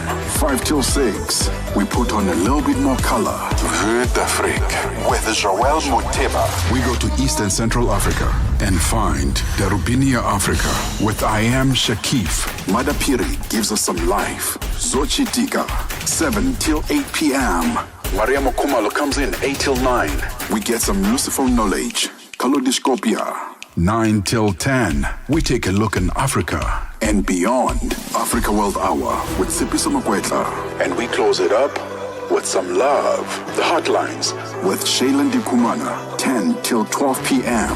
on Channel Africa. Across borders, across time zones, on air, online. This is Channel Africa. Africa has a voice, and that voice is Channel Africa. It keeps you in motion, speaking, singing, questioning, rising. Wake up with Rise and Shine 6 till 9. Peter and Asanda as they bring you breaking news, sharp analysis, and the voices that shape the day. At mid-morning, we get on the move with Palesa and Benjamin, digging into the African lifestyle, people, and the things that make Africa smile. 12 till 1, Africa Update with Lulu Kabu, getting in-depth, powerful stories, and the perspective you won't hear anywhere else. The Upside, 1 till 4, live and real, with Tepuho Likweleni and Nompumelelo Ngubeni. Tame Ngubeni talks money, Africa in business, 4 till 5 p.m. 5 till 6, we put on a little bit more color. Vue d'Afrique with Joël Moteba. We go to East and Central Africa and find Darubinia Africa with I Am Shakif. Madapiri gives us some life. Zochi Tika, 7 till 8 p.m. Maria Mokumalo comes in 8 till 9. We get some useful knowledge. Kalodiscopia. 9 till 10. We take a look in Africa and beyond. Africa World Hour with Sipiso Makwetla. And we close it up with some love. The Hotlines with Shailen Dikumana. 10 till 12 p.m. on Channel Africa. Across borders, across time zones. On air, online. This is Channel Africa. Africa has a voice, and that voice is Channel Africa. It keeps you in motion, speaking, singing, questioning, rising. Wake up with Rise and Shine 6 till 9. Peter and Asanda as they bring you breaking news, sharp analysis, and the voices that shape the day. At mid-morning, we get on the move with Palesa and Benjamin, digging into the African lifestyle, people, and the things that make Africa smile. 12 till 1, Africa Update with Lulu Kabu, getting in-depth, powerful stories, and the perspective you won't hear anywhere else. The Upside, 1 till 4, live and real, with Tepuho Likweleni and Nompumelelo Ngubeni. Tame Ngubeni talks money, Africa in business, 4 till 5 p.m. 5 till 6, we put on a little bit more color. Vue d'Afrique with Joël Moteba. We go to East and Central Africa and find Darubinia Africa with I Am Shakif. Madapiri gives us some life. Zochi Tika, 7 till 8 p.m. Maria Mokumalo comes in 8 till 9. We get some useful knowledge. Kalodiscopia. 9 till 10. We take a look in Africa and beyond. Africa World Hour with Sipiso Makwetla. And we close it up with some love. The Hotlines with Shailen Dikumana. 10 till 12 p.m. on Channel Africa. Across borders, across time zones. On air, online. This is Channel Africa. Africa has a voice, and that voice... Criolla by Tito Paris, taking us to 47 minutes past 11 o'clock Central African time. What do you think about that conversation, Bali? Very heated? Yeah, well, not too heated. I think it's important, especially if we're speaking to adults. It's important to understand how sort of all the things that happen in our life affect our relationship and our sexual relationships in different ways. And even exercise, I think it's a fantastic way to connect with self as well. And personally, I think we should definitely be looking at sex outside of just the act, especially if we're speaking about exercise. Yeah, it's painful, yeah, it's sore, but there's so much more that could actually enhance the sexual experience with your partner that's outside of the physical, that can actually be gained from all those feel-good hormones we're getting from our exercise. But also expectations, I think like at times we think when someone is actually, coming from the gym or has been exercising for a while, that initially what was experienced in the bedroom, there won't be new demands, number one. And another thing is that there won't be certain drawbacks in certain seasons and moments, right? And I think that communication is always important, because I think the dialogue should always be there about, okay, this is what's happening. This is the season that we're in right now. Physically, these are the challenges that you're having. Yeah. Physically, these are the opportunities that we also have. How do we... Because sometimes we think things must happen just involuntary, or like this stuff just happens by themselves. Like, oh, okay, we'll adjust to this new change. But especially physical change, I think it also demands a sense of new conversations that happen in a relationship. 100%. Well, let us know what you think about that one. Do you think, have you seen how exercise has impacted you, your relationship, your sexual relationship with your partner or partners? Maybe you can let us know and be a part of our conversation. We are at Channel Africa 1 on X. Use our hashtag on the move. We are at Channel Africa on Facebook. You can join our live stream and also be a part of the conversation there. For now, let's take a break.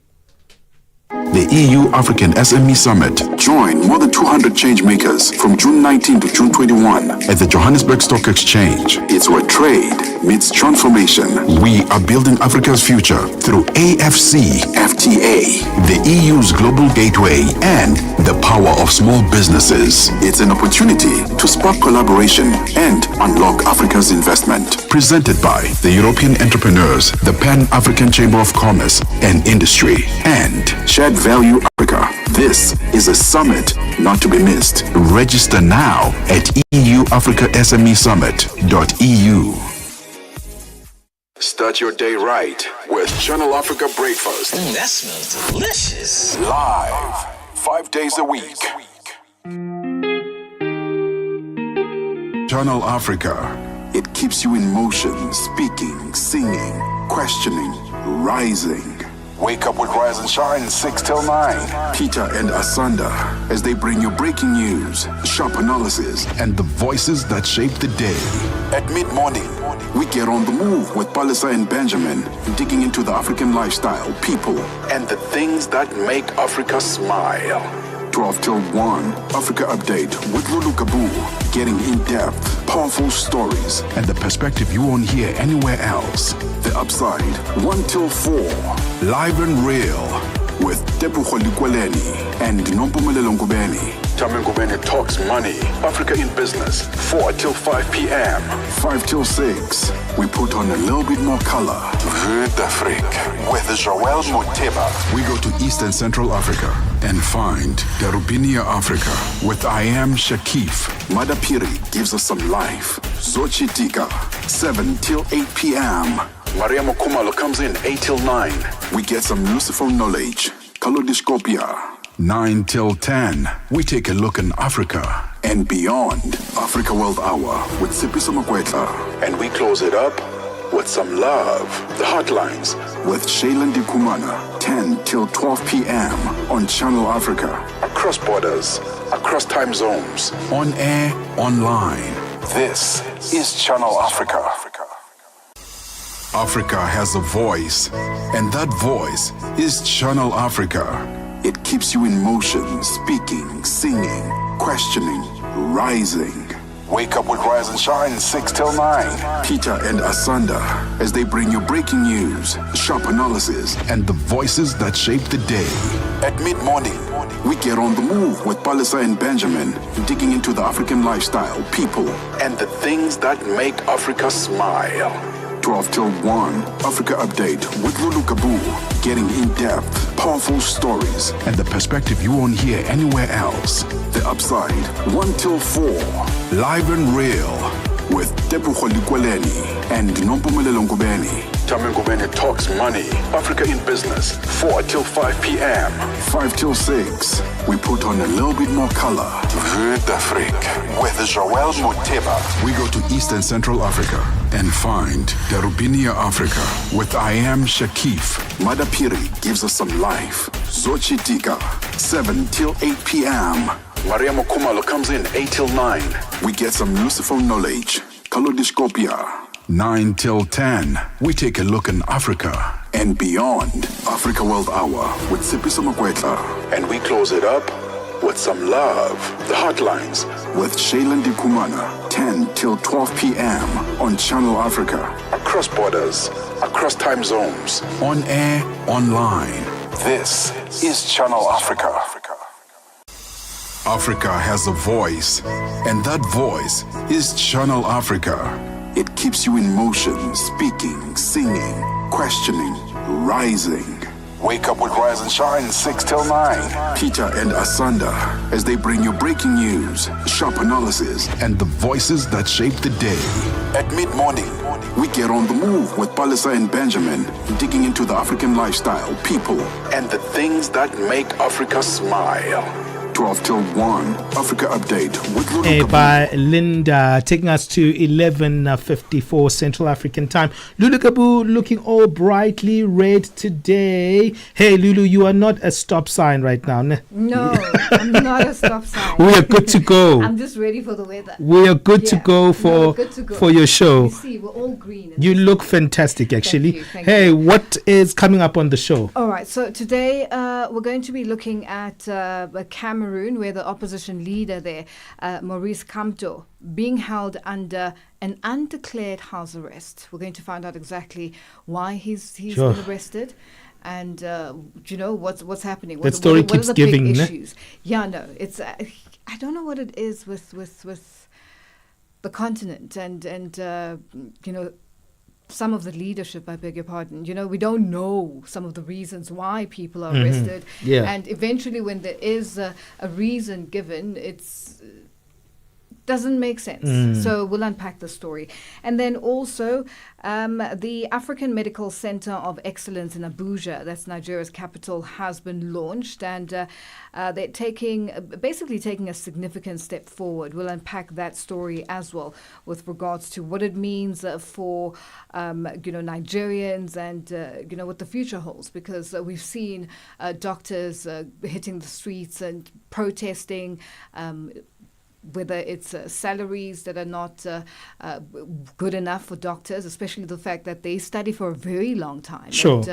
And, if you go into speciality, it's even longer than the 7 years, probably 8 to 9 years, if not 10. So there was a lot there on that front, the medical, and also with the crisis that then happened, where the UK was saying that they're now not going to be hiring Nigerian medical staff because they have their own challenges with their own Brits in the country. So a lot to unpack on that front and what this means for Nigeria's people. And also another story that we're going to be focusing on there, we're going to be speaking to Dr. David Matsanga. Rwanda pulling out of ECAS.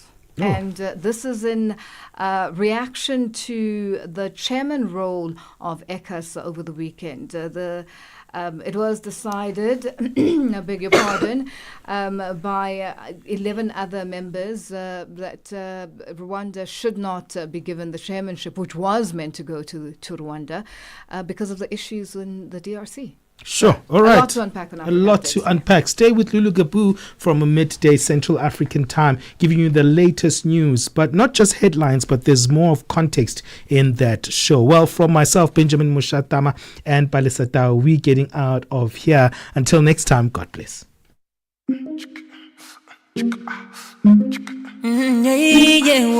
Getting in depth, powerful stories, and the perspective you won't hear anywhere else. The Upside, 1 till 4, live and real, with Tepuho Likweleni and Nompumelelo Ngubeni. Tame Ngubeni talks money, Africa in business, 4 till 5 p.m. 5 till 6, we put on a little bit more color. Vue d'Afrique, with Joël Moteba. We go to East and Central Africa and find Darubinia Africa with I Am Shakif. Madapiri gives us some life. Zochi Tika, 7 till 8 p.m. Maria Mokumalo comes in 8 till 9. We get some useful knowledge. Kalodiscopia. 9 till 10. We take a look in Africa and beyond. Africa World Hour with Sipiso Makwetla. And we close it up with some love. The Hotlines with Shailen Dikumana. 10 till 12 p.m. on Channel Africa. Across borders, across time zones. On air, online. This is Channel Africa. Africa has a voice, and that voice is Channel Africa. It keeps you in motion, speaking, singing, questioning, rising. Wake up with Rise and Shine 6 till 9. Peter and Asanda as they bring you breaking news, sharp analysis, and the voices that shape the day.